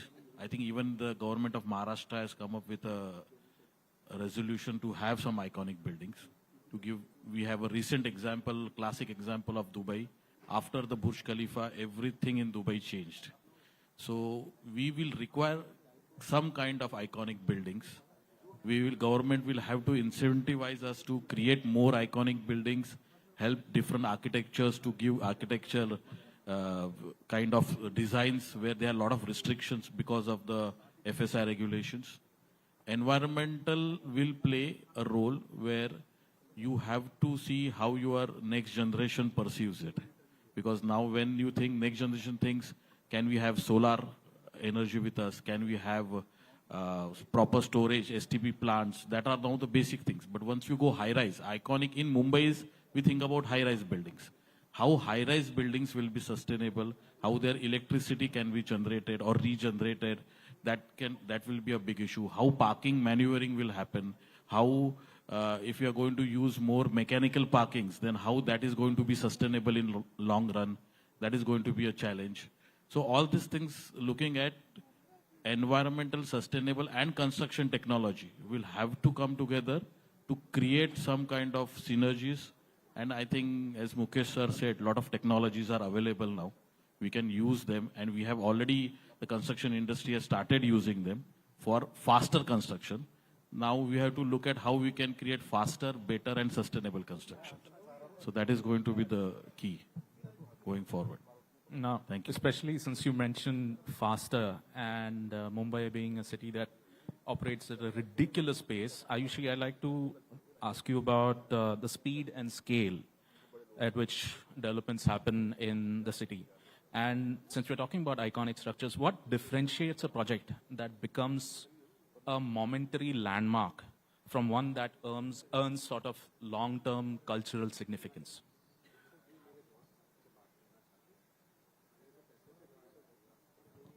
Could we please check the mic? Hello. Thank you for having me here today. I think what really creates an iconic building, and in a city like Bombay, I think the hardest thing is to find large land parcels, right? Like when you look at Dubai, you look at all these other cities, they have large land parcels, and so you can really create iconic structures. When we have, smaller plots of land, how do you truly create icons there? I think the first thing starts from the story. By story, I mean your inspiration to create an iconic structure. That may come from the location, it may come from the heritage of that land, it can come from your inspiration, something you have seen maybe in the world, and it starts with that story first. The second thing to truly make something iconic is craftsmanship.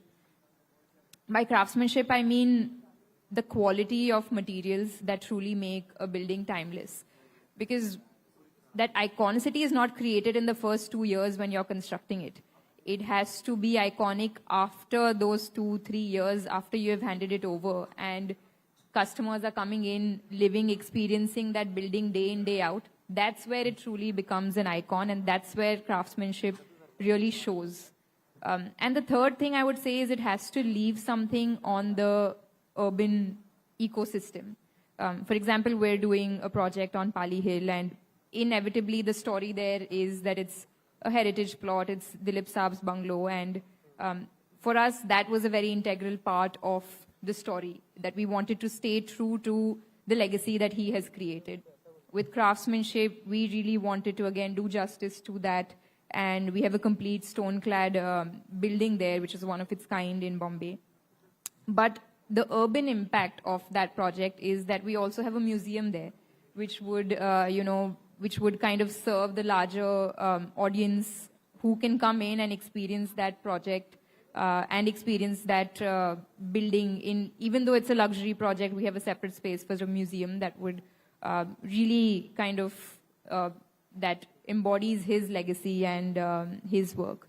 So I think buildings should have a mix of these three things to truly stand out and create iconic structures.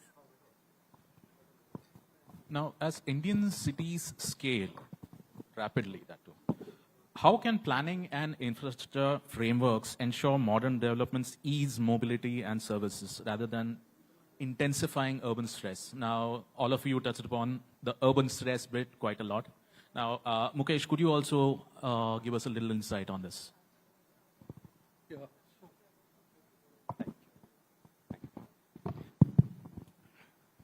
So as cities, most of our cities have grown organically over the last 75 years. And most of them are getting regenerated, renewed. So firstly, you have an opportunity to more efficiently plan the existing cities. And of course, the growth, as you're seeing, you have Mumbai 1, Mumbai 2, Mumbai 3, MMRT area expand, etc. But sadly, it's the same 20th century thinking. So we're not thinking, okay, 50 years from today, what Dubai or what China, the kind of examples they're leading to build futuristic cities, what should we do?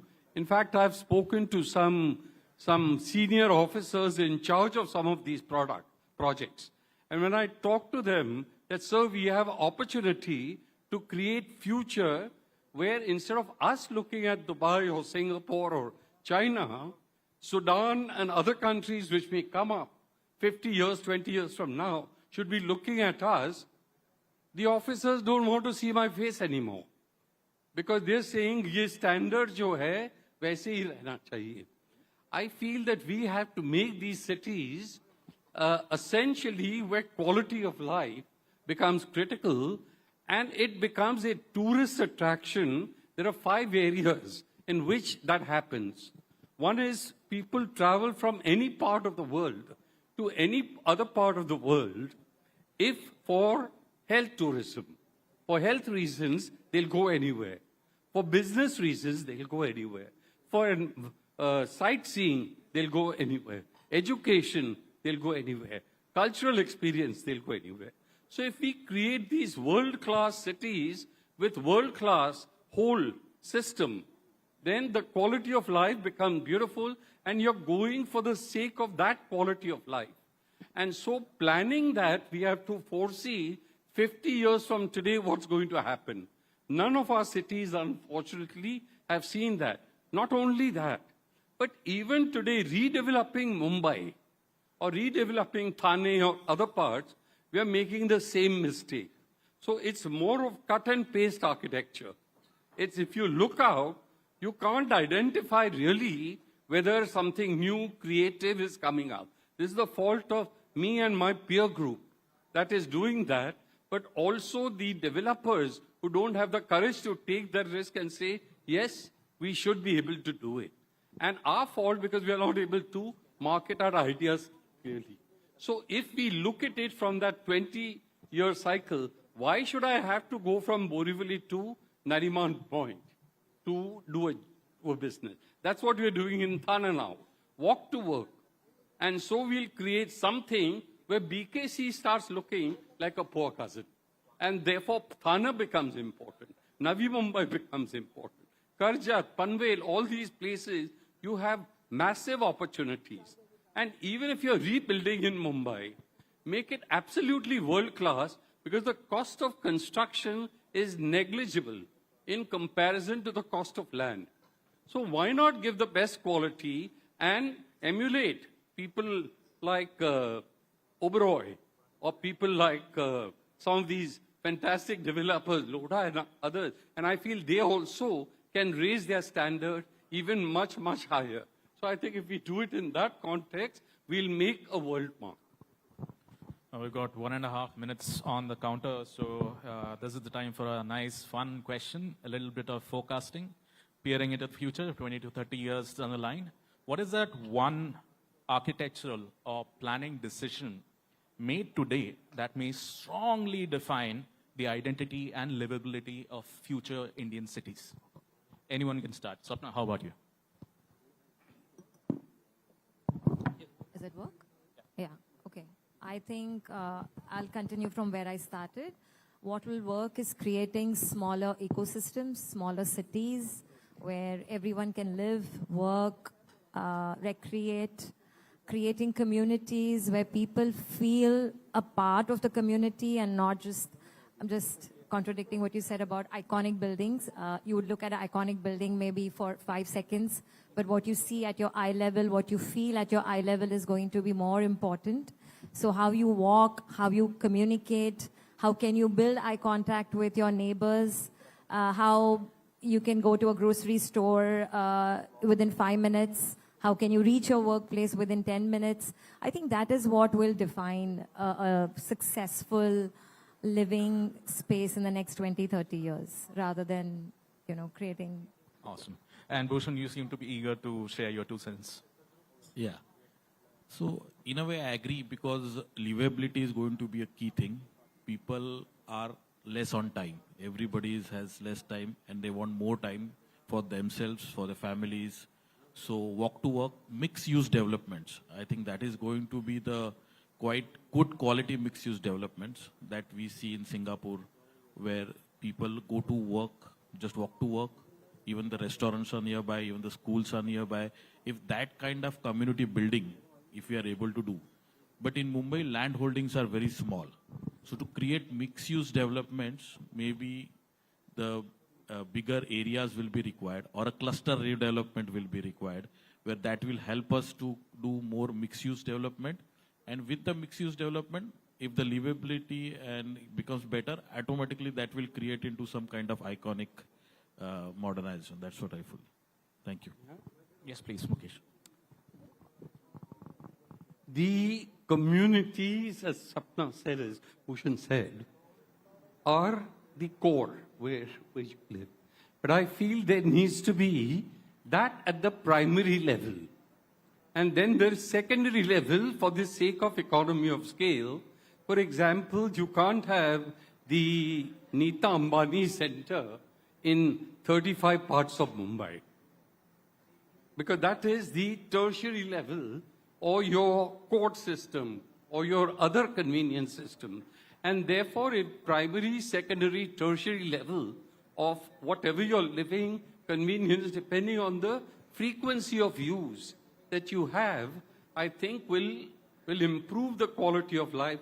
Ultimately, everything focuses on quality of life. If that improves, your happiness index, your relaxation index improves, and your productivity improves. And this is precisely what we're doing in Thane, the walk to work, the the cultural experiences, etc., but at that primary level. And I think that will help. And would you like to round it off, Ayushi? I genuinely feel that architecture is one part of it, but what we have ignored for a long time is urban planning. And we need, micro-market specific urban planning codes to really feel the architecture of that micro-market. It shouldn't be that, I'm passing by one project and one project is completely on a different, design language and another is on a different design language, which happens today. And yes, that is a creative call, but there has to be a little bit more urban planning code that would kind of sync up everything. Those were some really interesting perspectives into the thoughts going into designing India's future iconic cities and the decisions that need to be taken to ensure that they are livable and iconic. A big round of applause to all our esteemed panelists. Thank you all for joining us. And Pooja? Thank you, Mithun, and thank you to all of our panelists, of course. And Mithun, I ask that you please gather with the panelists for a group photo op to capture the moment here at the ETNow.in Realty Conclave Awards 2026 West Edition.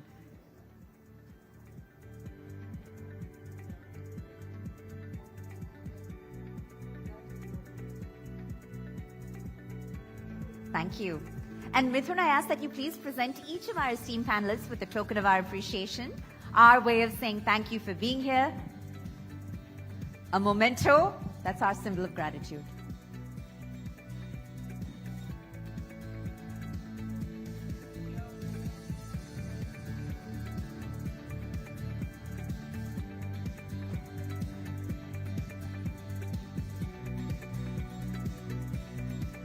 Sapna, Mukesh, Reza, Ayushi, Bhushan, thank you so much for being here.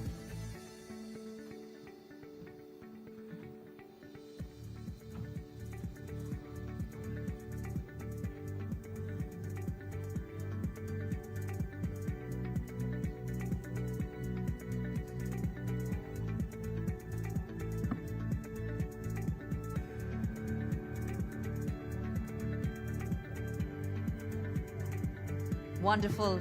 And that concludes our session, Building Icons, Indian Modernism, and the Shape of the City. All right, we'll let our panelists resume their seats in the audience as we continue with the agenda. Excellent. And thank you, Mithun, for spearheading the conversation. So, ladies and gentlemen, as we progress through today's conversations, I think now's the right time to zoom out and look at the larger urban story of Western India.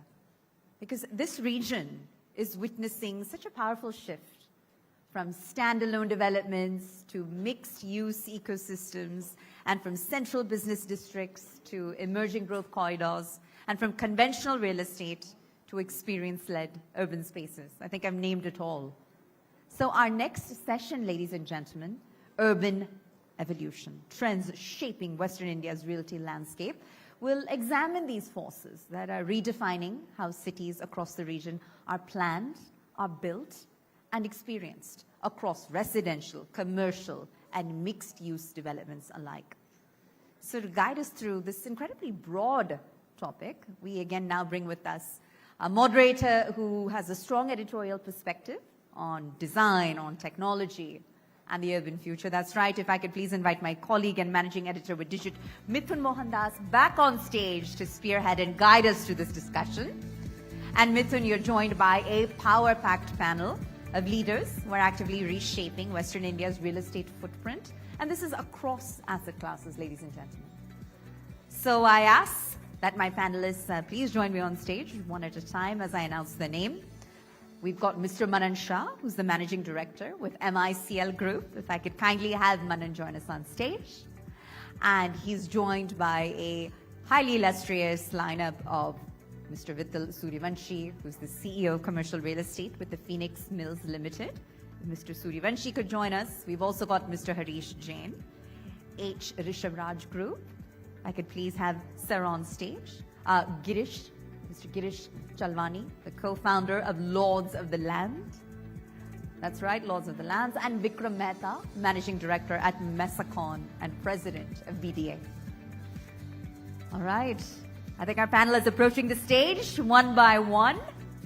They all promise to bring a perspective that's unique so that we walk away with a 360-degree understanding and deep dive on the conversation.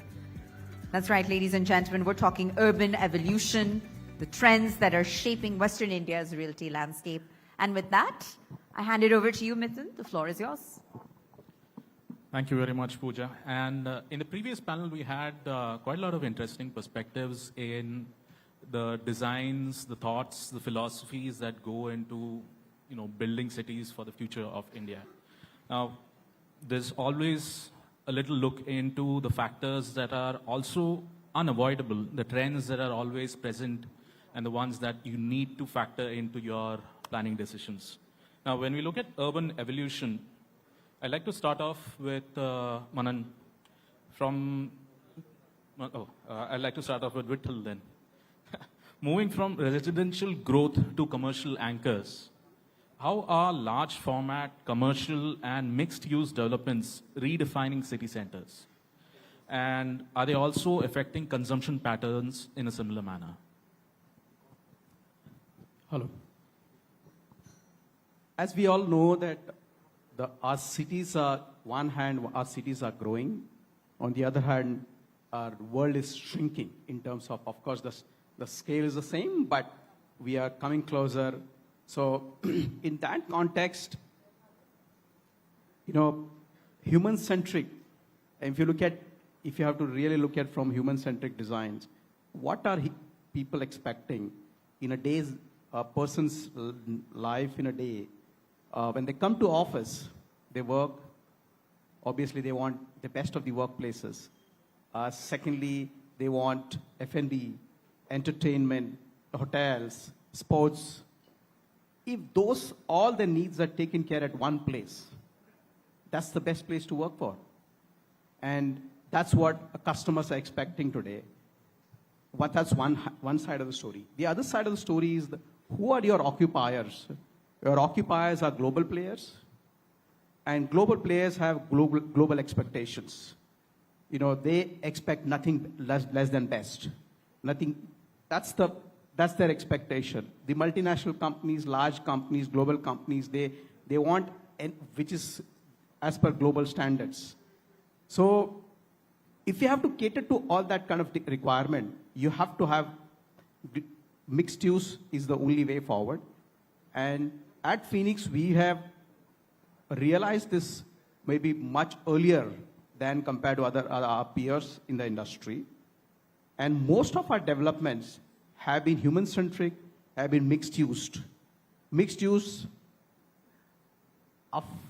we at Phoenix, we are pioneer in retail, and we have mastered that art of retail, mixing it with hotel, office, and even to some extent residential apartments wherever it's possible. So in true sense, we are coming up with some truly world-class mixed-use development, which is what is driving people and clients, global clients, and the best of the clients to our campuses.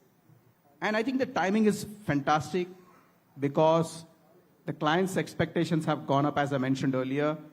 They are very happy to pay that top dollar because they want to be they want to be in a great location, they want to be in great development, where they don't have to struggle to get people back, particularly the supplies post-COVID situation, where people have had serious issues in companies, global companies had serious issues in getting people back to their office. Our kind of developments are, helping them get people back to their office.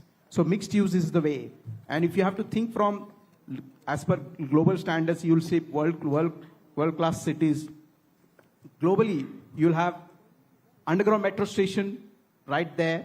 Just you come out of it, come up, you have hotels, offices, residential, everything in one single tower. So similar concepts are coming up here in India. And we have started working on that journey. All our developments are on those lines. Yeah.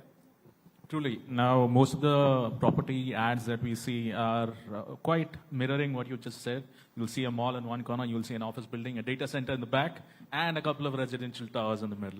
Now, there's one aspect about Indian cities, and in particular Mumbai, is that it is land-starved. So, Harish, in a land-starved city like Mumbai, redevelopment seems to be the only way forward. But it isn't always smooth sailing. What are the hurdles that are still slowing down this process? Basically, initially there were a lot of policy issues, like before COVID and all. So that has streamlined many things. And it has become quite easier and faster than previously what it used to be. But still, like at the pace what we got the reforms done after particularly 2022, another set of reforms, like consistently there should be changes what is required to speed up the redevelopment. So that reforms has to be made by government in a very speedy way, and execution of the same has to be done immediately on a simultaneously basis. As like when we go for representations through associations to government and we get the reforms done, but the execution of the same has been getting very difficult as the time gap between the GR and a circular is so huge, so that it takes a lot of time to get executed. So that should be taken care of. Other than that, since like redevelopment now, there are many schemes. There are many approval authorities. We have SRA, we have MHADA, we have BMC. So a lot of schemes, there are clubbing schemes in SRA, there are clubbing schemes in BMC. So the schemes have already started, but the procedure for handover of the PTCs is still not there in place, which really halts the redevelopment in between. Like you give a permission to develop an in situ PTC or a PTC outside the plot. Like a scheme like 20B still doesn't have provisions in place how to hand over those PTC in order to get this project completed. So that all should be streamlined. Where else, other than the policy matters, there are few things if government standardize it as they've standardized in cluster schemes, in SRAs. So other ways also if they standardize it, then it becomes very easier for a developer to go to the tenants, to the societies, to get that redevelopment done in a faster and a proper way. The scheme, there is no substandard matter. So a lot of developers keep on giving the offers, and then there are a lot of now kind of पहले तो सिर्फ BMC में issues थे, अभी societies में भी issue होने लग गए. So like one never thought कि in a society also such kind of under table or activism would start. So it's not a platform to actually say that. But that also is creating a bottleneck or a hurdle in future redevelopment, because a lot of cluster schemes have been promoted where it's very good. Cluster, like all mixed-use development can happen only in cluster. It cannot happen in a standalone building. So, and when mixed-use development is a potential which we can take it in cluster, so some policies should be streamlined in such a way that we can easily, now there's like on a first floor we can have an IT office, we cannot have the restaurants and all those things. So that all things can be taken care of. So in such a way, if government really takes care about all these things, redevelopment can be more faster, and redevelopment is the only way out left where, and it should be in such, the policies should be such कि ये क्यों redevelopment है? Why not? It's as good as the greenfield projects. So that also can help कि भाई there should not be a difference between a redevelopment and a greenfield project. So otherwise, things are like much better than what was before. So a lot of hindrances from, you'd say, bureaucracy, and also the human factor is always there. But the government is taking some efforts in introducing new schemes, but things need to be streamlined. Now, I'd like to move on to Girish. Some investors are looking for a simpler path by going back to the fundamentals. Why is land suddenly emerging as a preferred asset class over built structures? So when we started this discussion, as Sir rightly mentioned, the world is shrinking. Now, everyone knows that Earth's surface covers 30% land. But I don't think everyone knows that Maharashtra has only 0.00018% of the land which is available for future development. That's the scarcity that we are talking about. And this particular land parcel will be available for future development, which will be consumed by 15 crore population of Maharashtra. And hence people have understood that gold is one of the asset class, silver is one of the asset class, which probably can have ups and downs in terms of their pricing. However, when it comes to real estate people have not seen a nosedive of 25, 30, 40 odd % in last 2 decades, 3 decades, or even in last 50 years. And hence people are going back to what their forefathers or ancestors did, started buying land first. And that's the foundation of real estate. So Mumbai is definitely land-starved, and so is Maharashtra. Vikram, I'd like to take your thoughts on urban development. Can you tell us how Mumbai development is likely to shape up in the coming years? See, the current government, the schemes that they have come out with, I think in the past few years, a lot of hurdles have been cleared out for mass mega projects to come up.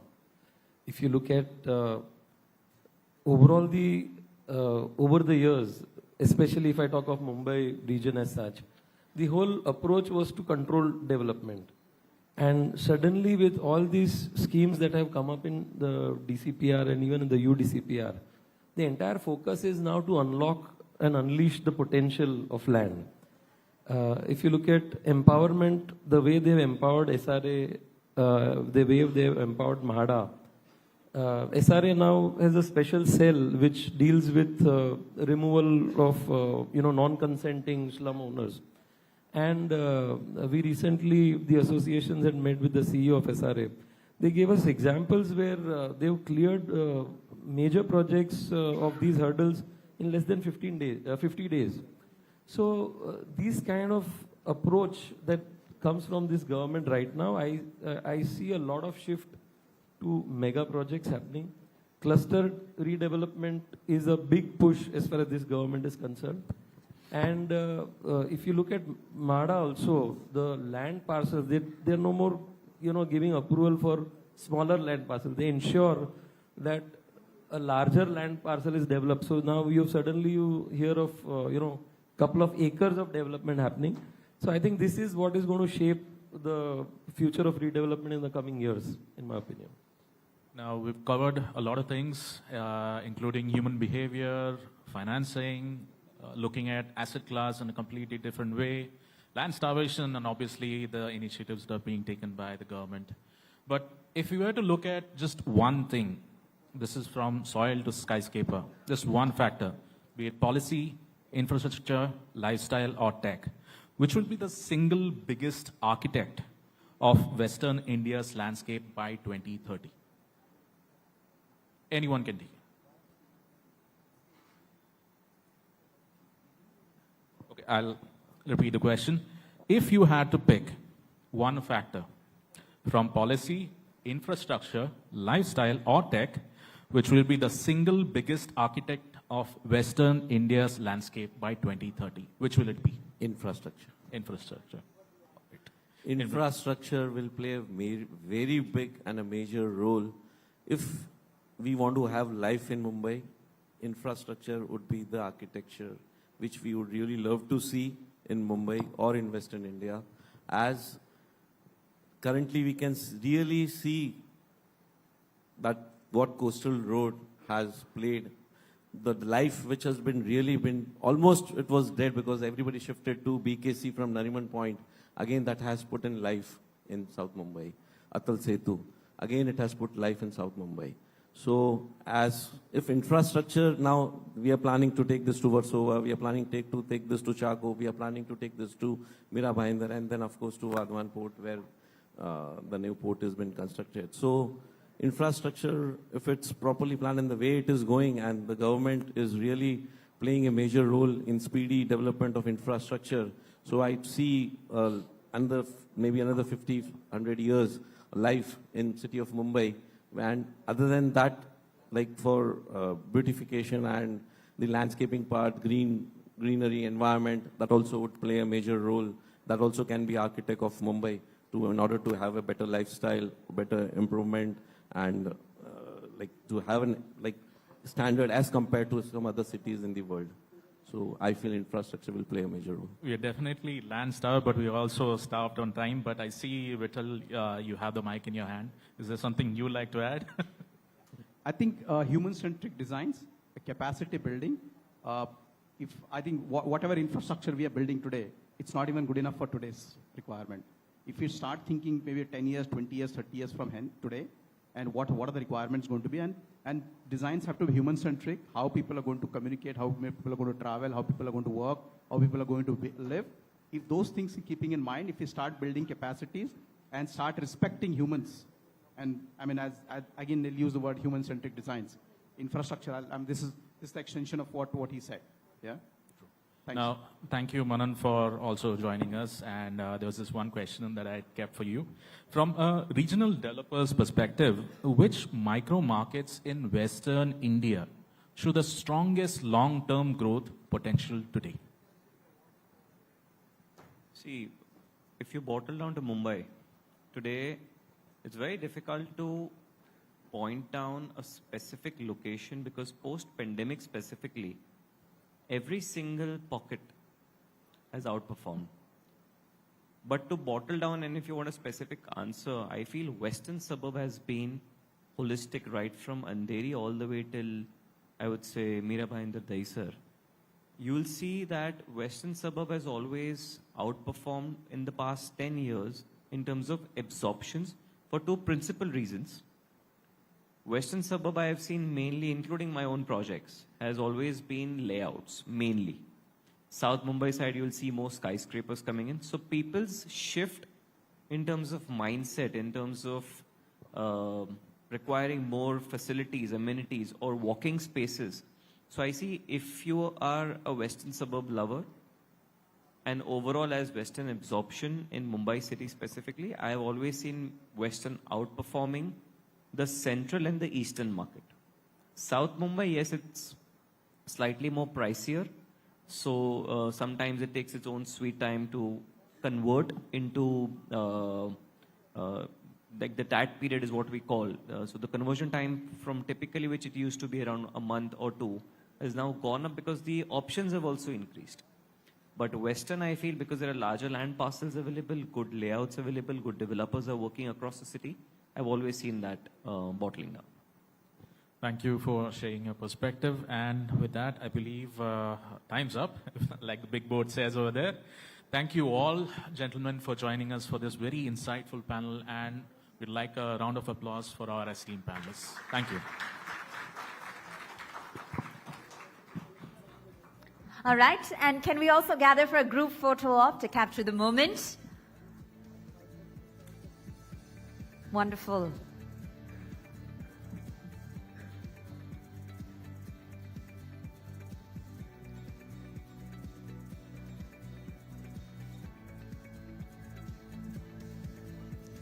All right, and let's present each of our panelists with a token of appreciation, our way of saying thank you from the ETNow.in Realty Conclave Awards Team 2026.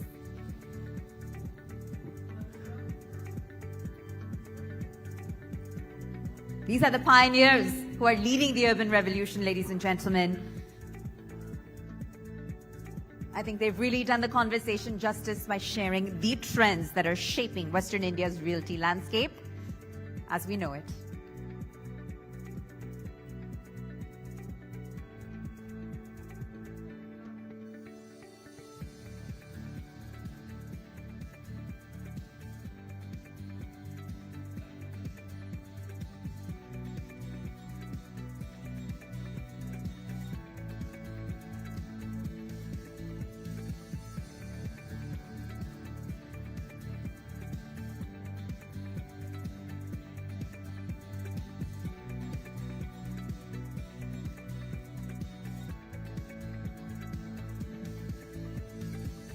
Thank you so much, gentlemen.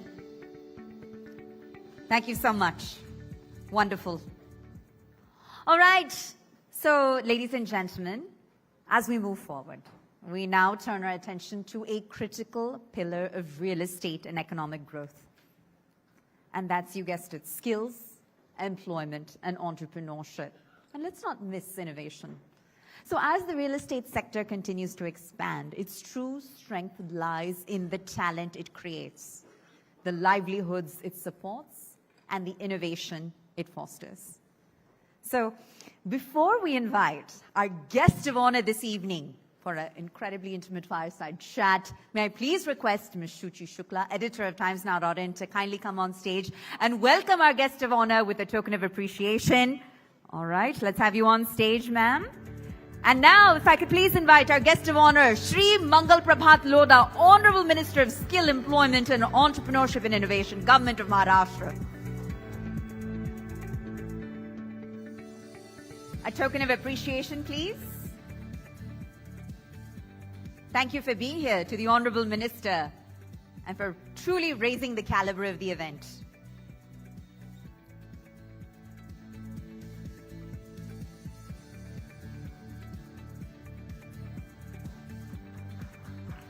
Wonderful.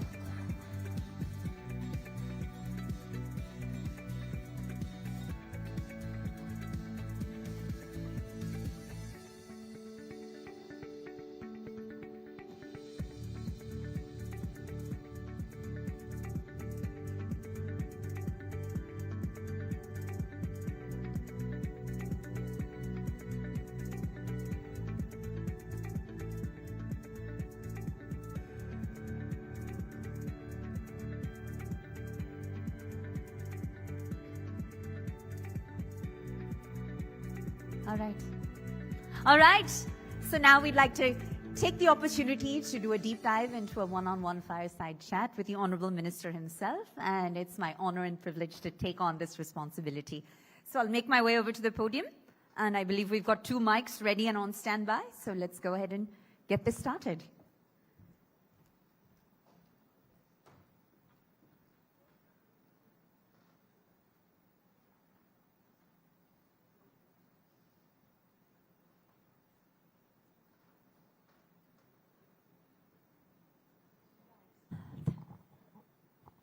There are many questions we have for the Minister, but to set some context and for the benefit of our audience, sir, when we talk about Maharashtra's real estate landscape, it's incredibly difficult to define the trends of the moment because the evolution and the revolution is so fast-paced. All right?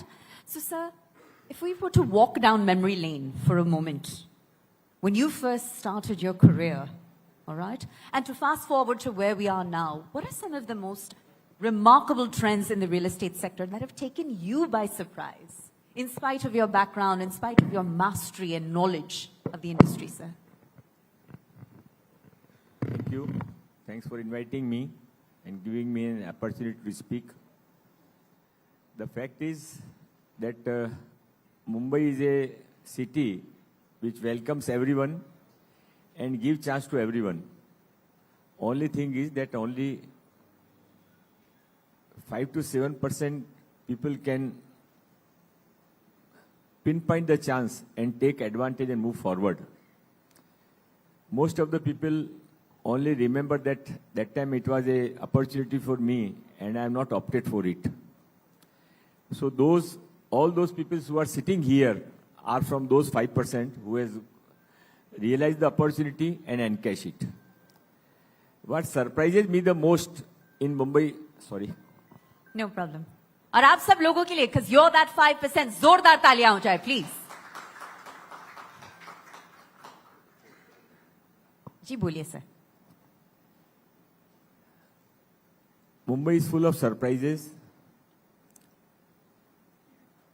but it is the only city which is most professional,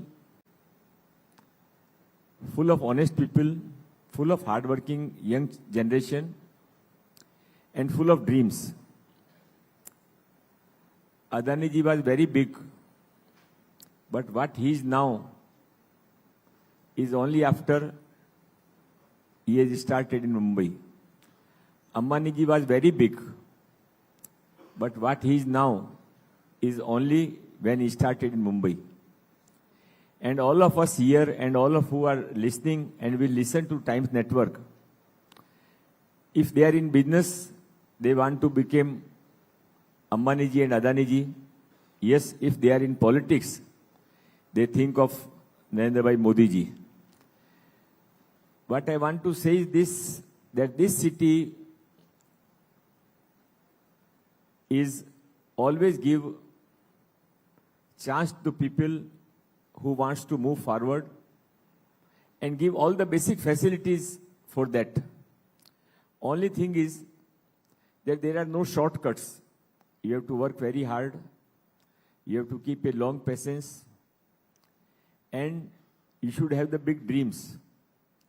So for me, I have come here as actually, I was practicing in Rajasthan. My father became a High Court judge, so I have to leave that and come here. 3 years, I was doing a job of very small salary of 2,000 and then 2,200. Changes 3 jobs. Then I started my material supply business, then the flat brokerage business, and the rest is the story. But in that story, what I learned, what I want to tell, what I want to share to the young generation is that continuous effort, honest effort, and lately what I realized about Mumbai is that Mumbai appreciate the best possible things. If you are having the very good hotel, you will have the waiting list. If you have a very good project, you will be able to get your rate, and that too with very good peoples. So there is a very big sector in the Mumbai which always look for the best thing in their life. जी, और मंत्री जी आपने मुंबई की इतनी तारीफ जो की है, और एक दौर था जब रियल एस्टेट के एंगल से या अप्रिशिएशन के एंगल से अगर देखा जाए तो मुंबई को जन्नत माना जाता था, और आजकल चर्चा ये चल रही है कि टियर 2 और टियर इंडिया का potential is India's future growth story, ना कि द मेजर मेट्रोज. आपका इसके बारे में क्या कहना है सर? मुंबई आज भी जन्नत है, आगे भी जन्नत रहेगी. Luckily not because he is my political leader, he is our chief minister. I want to tell you with the core of my heart and very honestly want to share with you. मैंने मेरी 35 साल की public life में देवेंद्र फडणवीस जी जैसा committed, administrative, long sighted leader देखा नहीं है. अभी परसों कल ही हमारी कैबिनेट थी, और कैबिनेट कल की कैबिनेट में जो एक रिजोल्यूशन पास हुआ, जो आज आपने थोड़ा बहुत न्यूज़पेपर्स में पढ़ा होगा, तो जितनी मुंबई है उस मुंबई से 3 गुना बड़ी मुंबई, थर्ड मुंबई पनवेल के आगे बन रही है. और वो केवल क्या बात है, वो केवल पेपर पे नहीं रहेगा.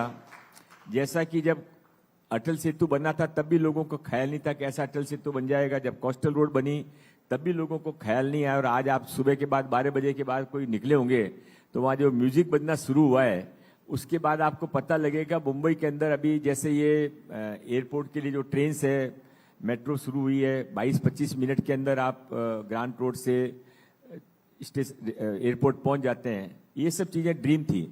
और उसी तरह से जो थर्ड मुंबई बन रही है, ये मुंबई, थर्ड मुंबई भारत का सबसे अच्छा शहर बनेगा. इसमें सारे इंफ्रास्ट्रक्चर, सब कुछ एमिनिटीज और बड़े बड़े लेआउट्स और सब कुछ जो पॉसिबल है. छोटा 5000 मीटर का भी प्लॉट वहां पर अवेलेबल होगा और 500 एकड़ का प्लॉट भी अवेलेबल होगा. सो ये सब कुछ वहां पर अगले 3 साल के अंदर हो जाएगा. उन्होंने, माननीय मुख्यमंत्री देवेंद्र फडणवीस जी बार बार एक बात कहते भी और उसको करवा के लेना भी उन्होंने शुरू कर दिया है कि अब मुझे 10 साल 15 साल वाले प्रोजेक्ट के बारे में सुनना भी नहीं और फॉलो भी नहीं करना है.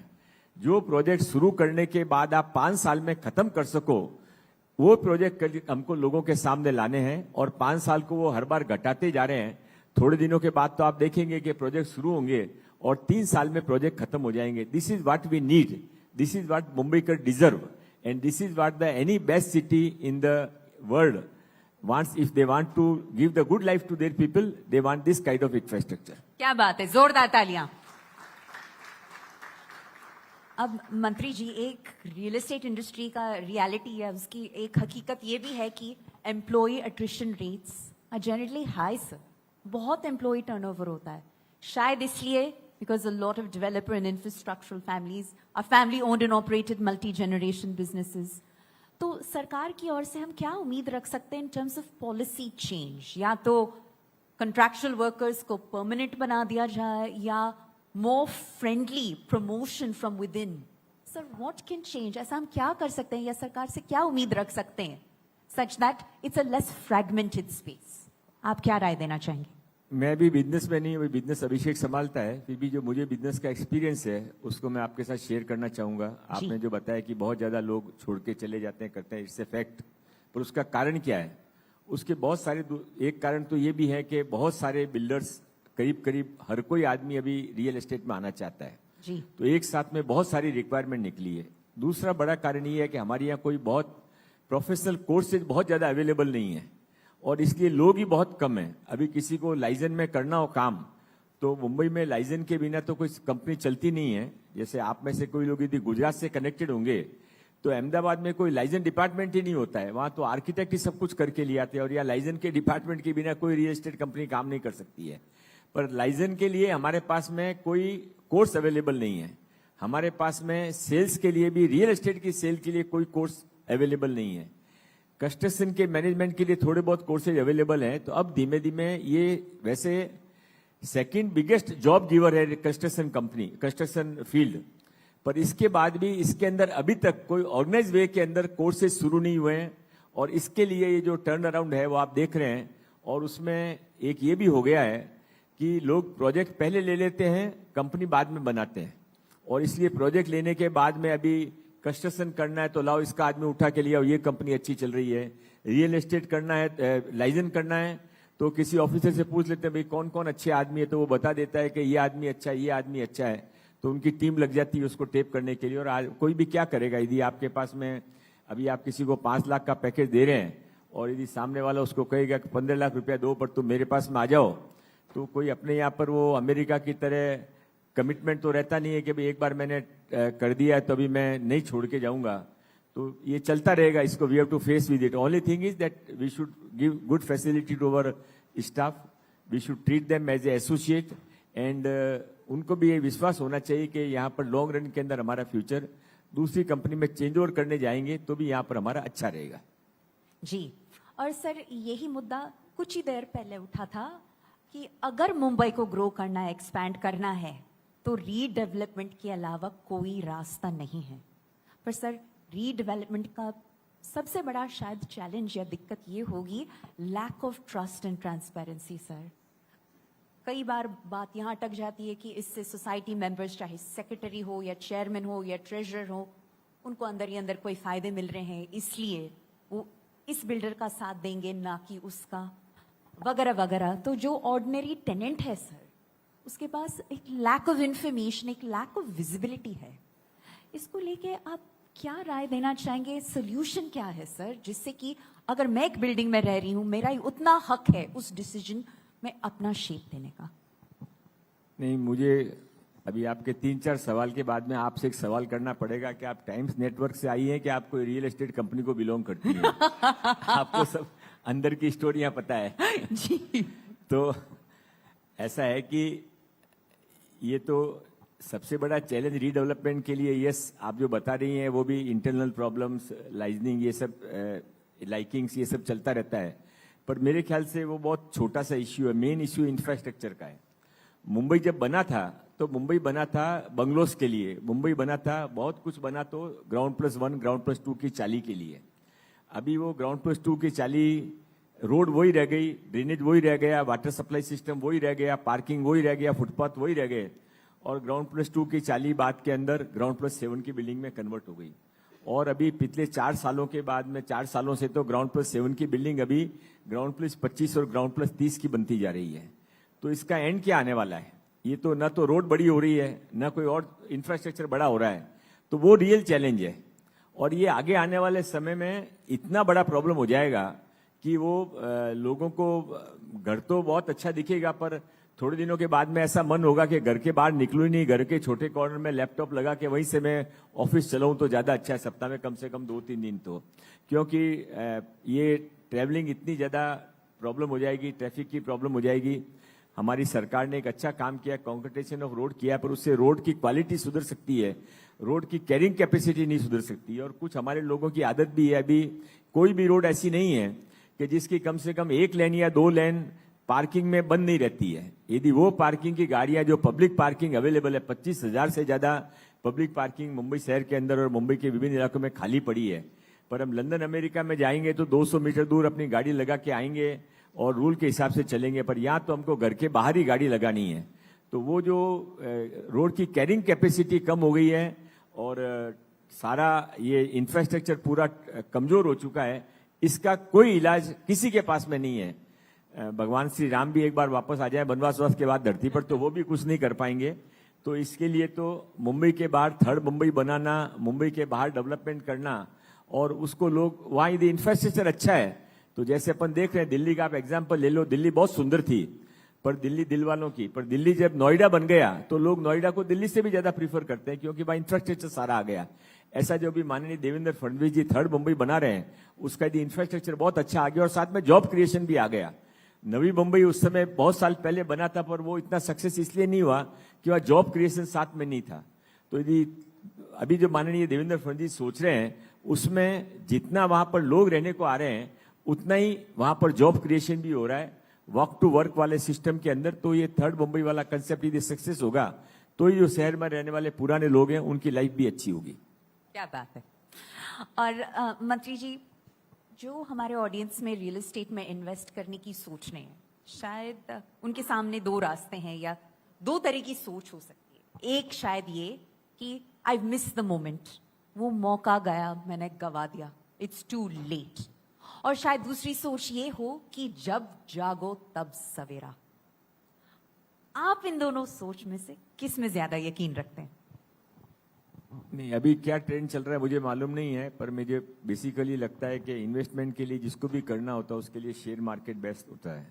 आपको ज्यादा से ज्यादा सेकंड हाउस के लिए, रेंटल इनकम के लिए तो रियल एस्टेट ठीक नहीं, पर अभी मैं लूंगा और 2 साल के बाद बेच दूंगा, तो वो समय अभी कोई मेरे हिसाब से तो चला गया है, क्योंकि इतनी ज़्यादा सप्लाई है, इतनी ज़्यादा अपॉर्चुनिटीज है, इतनी ज़्यादा बढ़ रहा है कि आपको बहुत ज़्यादा कुछ उसमें से बेनिफिट मिलेगा क्या। आप रजिस्ट्रेशन कराओगे, वापस कैंसिलेशन कराओगे, ये करोगे, वो करोगे, ब्रोकरेज दोगे, इसकी बजाय तो एक हाउस खुद के लिए रखो, ज़्यादा से ज़्यादा एक सेकेंड हाउस रख लो। इसके अलावा बहुत ज़्यादा इन्वेस्टमेंट करना, हालांकि मैं एक रियल एस्टेट कंपनी से बिलोंग करता हूं, मेरी bread and butter real estate company से चलती है, इसलिए अगेंस्ट माई बिजनेस है, फिर भी सच बताने की कोशिश कर रहा हूं। Thank you sir, thank you sir. हाँ, thank you for sharing that. हाँ, और सर एक आखिरी सवाल आपके लिए, सिर्फ आखिरी सवाल।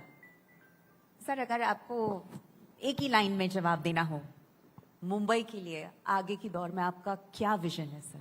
Mumbai real estate as we know it क्या बदलेगा और क्या वैसा का वैसा ही रहेगा, और आपका contribution?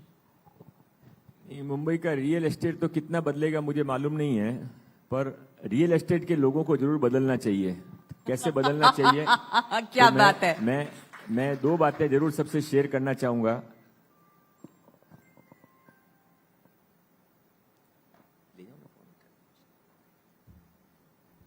Sorry for it. No problem sir. एक तो मैं जो भी रियल एस्टेट के लोग बैठे हैं यहाँ पर, उन सबको मैं कहना चाहूंगा कि बिजनेस के अलावा भी एक लाइफ होती है, और इसलिए आप कहीं न कहीं कोई न कोई रोल ऐसा करिए कि जहां पर आप में कुछ आपको पावर सीट मिलती हो।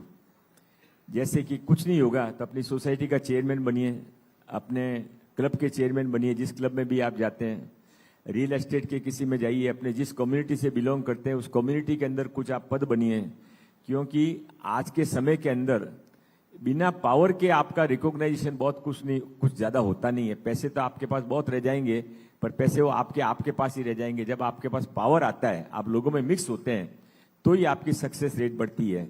तो मेरा मानना है कि रियल एस्टेट के लोगों को आने वाले समय में पब्लिक से ज्यादा मिक्स होना, पब्लिक प्लेटफॉर्म पे ज्यादा जाना और अपने आप को ज्यादा एसर्ट करना, ये 3 चीजें करने के बाद ही हम लोग सरकार के साथ में हमारे पर्सनल संबंध होने चाहिए। सरकार राइट है कि रॉन्ग है, सरकार सरकार होती है और king is always right.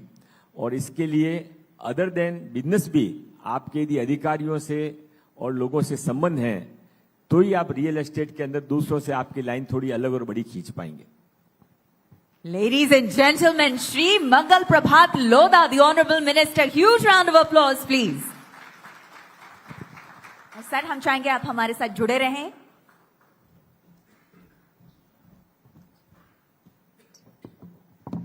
All right. Okay. So, ladies and gentlemen, the Honorable Minister is with us. Some inspiring words from him. And we're going to have him join us for this next set of awards. So I ask that you bear with me for just one moment as we unveil the winners. One moment.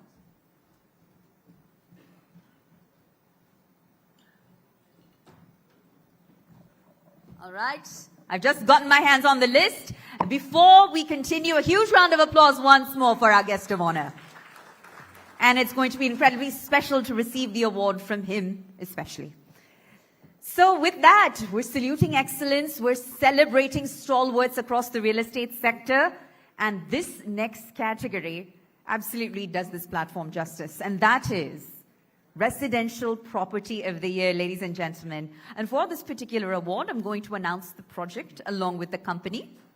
So Residential Property of the Year, the project is Jade Park, ladies and gentlemen, by MICL. So if I could please have Mr. Manan Shah, Managing Director of MICL Group, approach the stage to receive the award from the Honorable Minister. Congratulations once again to the entire Jade Park team.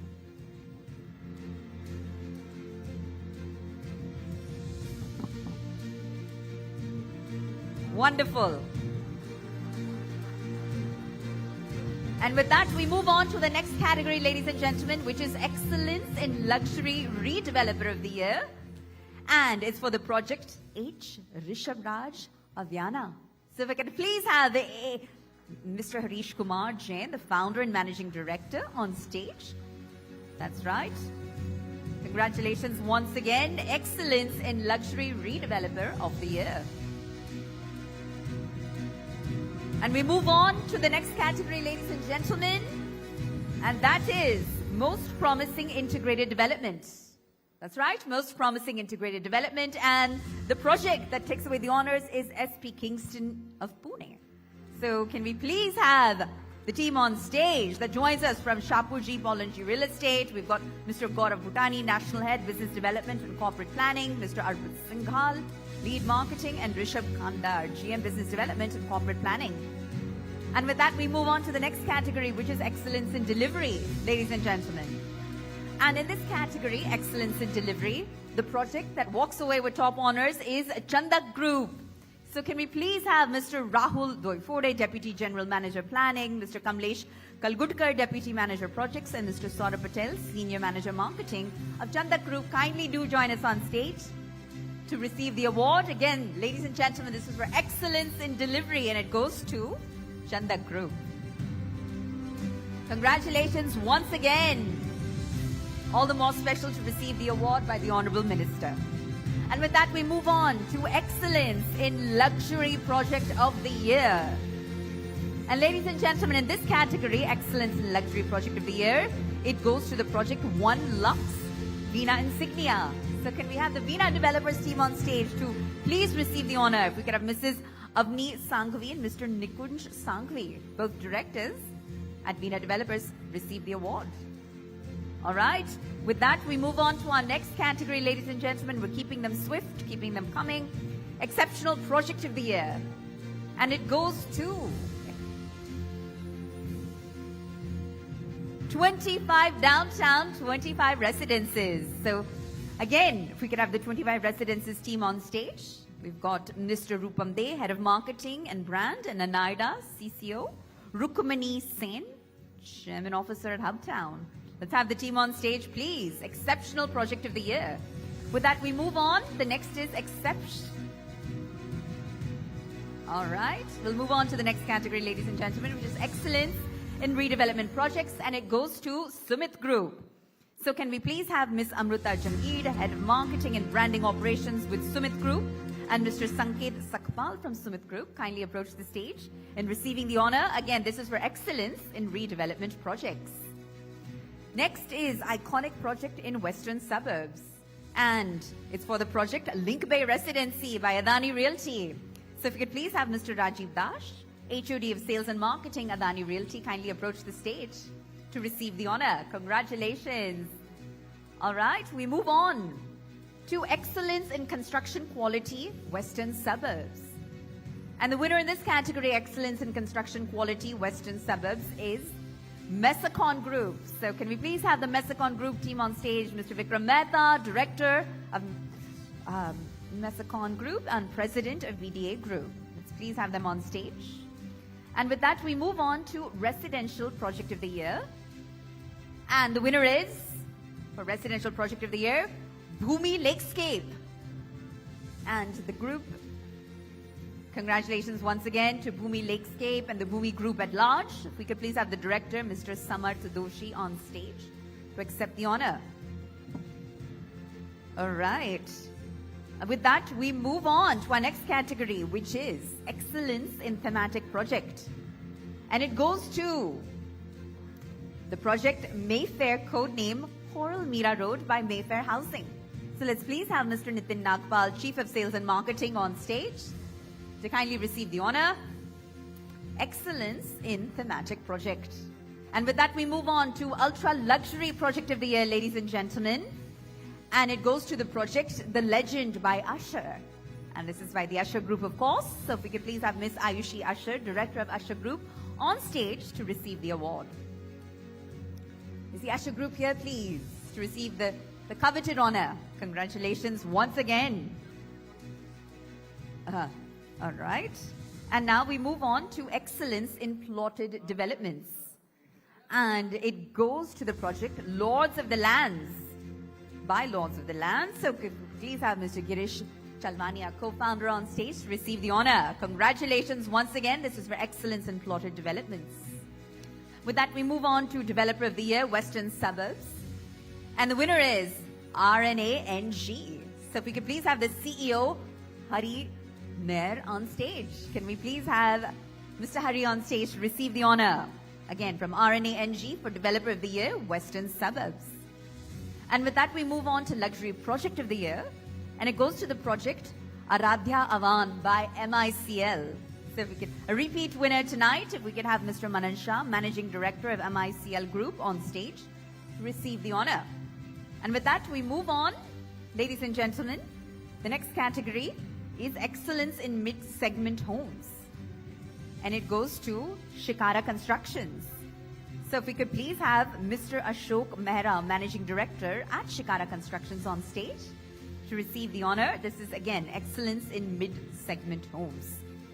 With that, we move on to the next category, ladies and gentlemen, which is Developer of the Year, and it goes to L&T Realty. So if we could please have Vishnu Priya Narayan, Head of Communication with L&T Realty, accept the honor, Developer of the Year. And with that, we move on, ladies and gentlemen. All right, and we'll move on to Excellence in Commercial Project Developer. And for that, it goes to the project Millennium Towers, Pune, by Phoenix Mills Limited. So if we could please have Mr. Vittal Suryavanshi, CEO, Commercial Real Estate, Daksh Kapoor, Director, Commercial Leasing at Phoenix Mills Limited, Kishore Hedadu, Vice President, Operations at the Phoenix Mills Limited, all join us on stage in receiving the honor. And with that, we move on to our next category, which is Excellence in Redevelopment of MHADA Projects. And it goes to GNV Infra. Let's have the team on stage. Can we have Mr. Vinay Gopal Singh, Managing Director, GNV Infrastructure, on stage to receive the honor? Thank you. The Honorable Minister has limited time with us, so we're getting through the awards a bit swiftly, but congratulations nonetheless. With that, we move on to Excellence in Construction Quality, and it goes to Raghav Realty. So if we could please have Mr. Pradeep G. Bansal, Director, on stage to receive the honor. Congratulations once again to the entire Raghav Realty team. And with that, we move on to our next category, which is Excellence in Customer-Centric Developer. And it goes to Empire Realty. So if we could please have Mr. Sahil Virani, Director at Empire Realty, join us on stage in receiving the honor, Excellence in Customer-Centric Developer. And with that, we move on to Excellence in Upcoming Project Under Construction. And it goes to Inspira One, the Inspira Group. So Mr. Ashish Mehra, Head of Marketing, could kindly join us on stage in accepting this honor. Again, it's Excellence in Upcoming Project Under Construction. All right. With that, we'll move on to Promising Developer for Mid-Segment Projects. And it goes to AVA Life Spaces.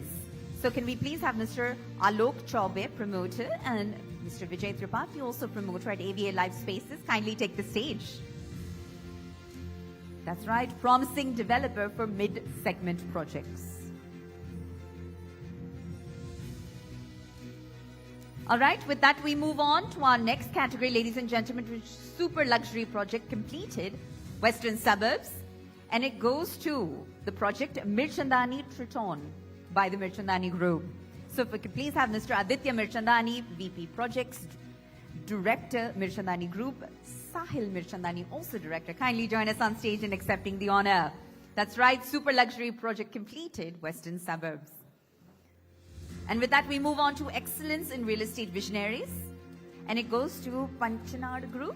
So can we please have Mr. Rohan Vadalkar and Miss Rutu Vadalkar, partners with Panchanad Group, kindly join us on stage in accepting this recognition from the Honorable Minister himself. And that brings us to our next category, which is Iconic Developer of the Year. And we've got a repeat winner once again, ladies and gentlemen, MICL. So we could have Mr. Manan Shah, Managing Director at MICL Group, back on stage to receive the honor from the Minister himself. Excellent. And with that, we move on to our next category, Luxury Residential Project of the Year, Thane. And it goes to the project Purva Panorama from the Purvankara Group. So if we could please have Mr. Rajat Rastogi, CEO, Western Commercial Assets, Pan India, and Mr. Suraj Singh, VP, Head of Marketing, West. Kindly do join us on stage from the Purvankara Group to accept the honor, Luxury Residential Project of the Year, Thane. And we'll move on to our next category, which is, ladies and gentlemen, Excellence in Leading Ad Agency in Real Estate. And it goes to Pranav Publicity. So let's have the team on stage, including Mr. Pranav Gandhi, proprietor himself from Pranav Publicity. Huge congratulations once again. Ladies and gentlemen, this is for Excellence in Leading Ad Agency in Real Estate. And with that, we move on to our next category, which is Excellence in Commercial Project Navi Mumbai. And it goes to the project Cyber Square by Greenscape Group. So we could please have Mr. Suresh Ovavia, CEO and MD, Greenscape Group, and Ali Rangoonwala, advisor to Suresh Vadia. Kindly join us on stage from the Greenscape Group to accept this incredibly coveted honor. And with that, we move on to our next, which is Excellence in Leading Firefighting Systems. And it goes to the project C6 Firefighters. And if we could please have Mr. Ketan Parekh and Mr. Vipul Gusalia and Mr. Pranav Gandhi, all partners with C6 Firefighters, join us on stage in receiving the honor. Just a few more awards to go, ladies and gentlemen, but critical ones. Congratulations to the entire team.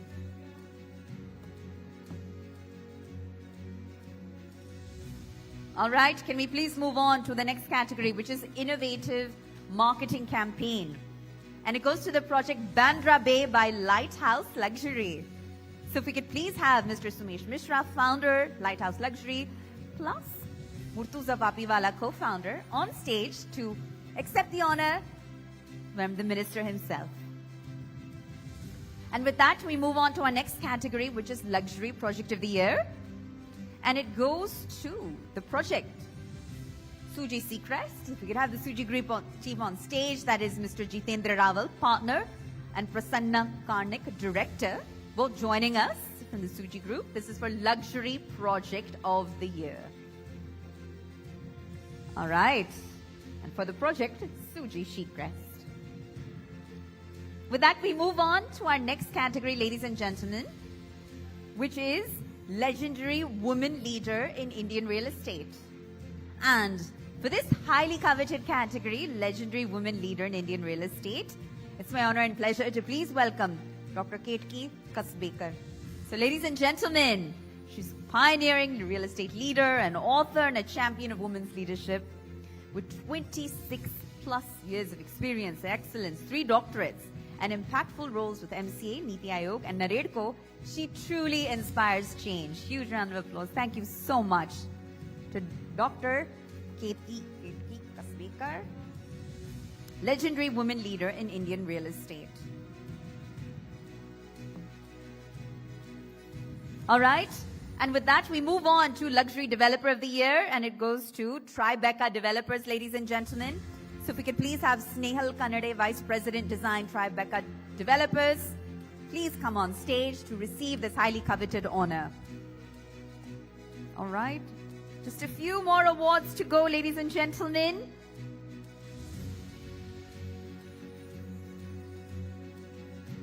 All right. Congratulations to the entire Tribeca Developers team. All right, with that we move on to excellence in landscape and outdoor design, and it goes to ESI Design Studio. So can we please have the team on stage? They are, of course, a design-led practice dedicated to excellence in landscape and outdoor environment design with a distinguished presence in Dubai and Mumbai. Founded by Jinesh Sanghvi and Ekta Chadwa, the studio is known for crafting refined, timeless outdoor spaces that seamlessly blend design, nature, and experience with exceptional attention to detail and quality. All right, just a few more to go. Our next is Excellence in Real Estate Advisory. So can we please have the M-Space Realty team on stage to accept the honor from Shri Mangal Prabhat Lodha himself. An icon in real estate and a public figure. Doesn't get better than that, ladies and gentlemen. All right, with that we move on to our next category, which is India's iconic real estate brand, and it goes to Rosewalt Realty. Can we have the Rosewalt Realty team on stage, please?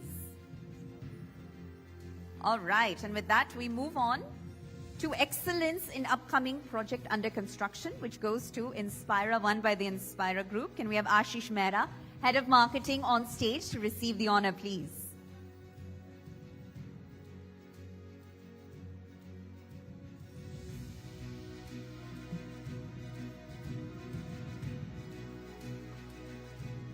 Congratulations once again to all of our winners. Please give yourselves a huge round of applause. We truly salute you, and we appreciate the excellence and the new benchmarks you bring to the industry.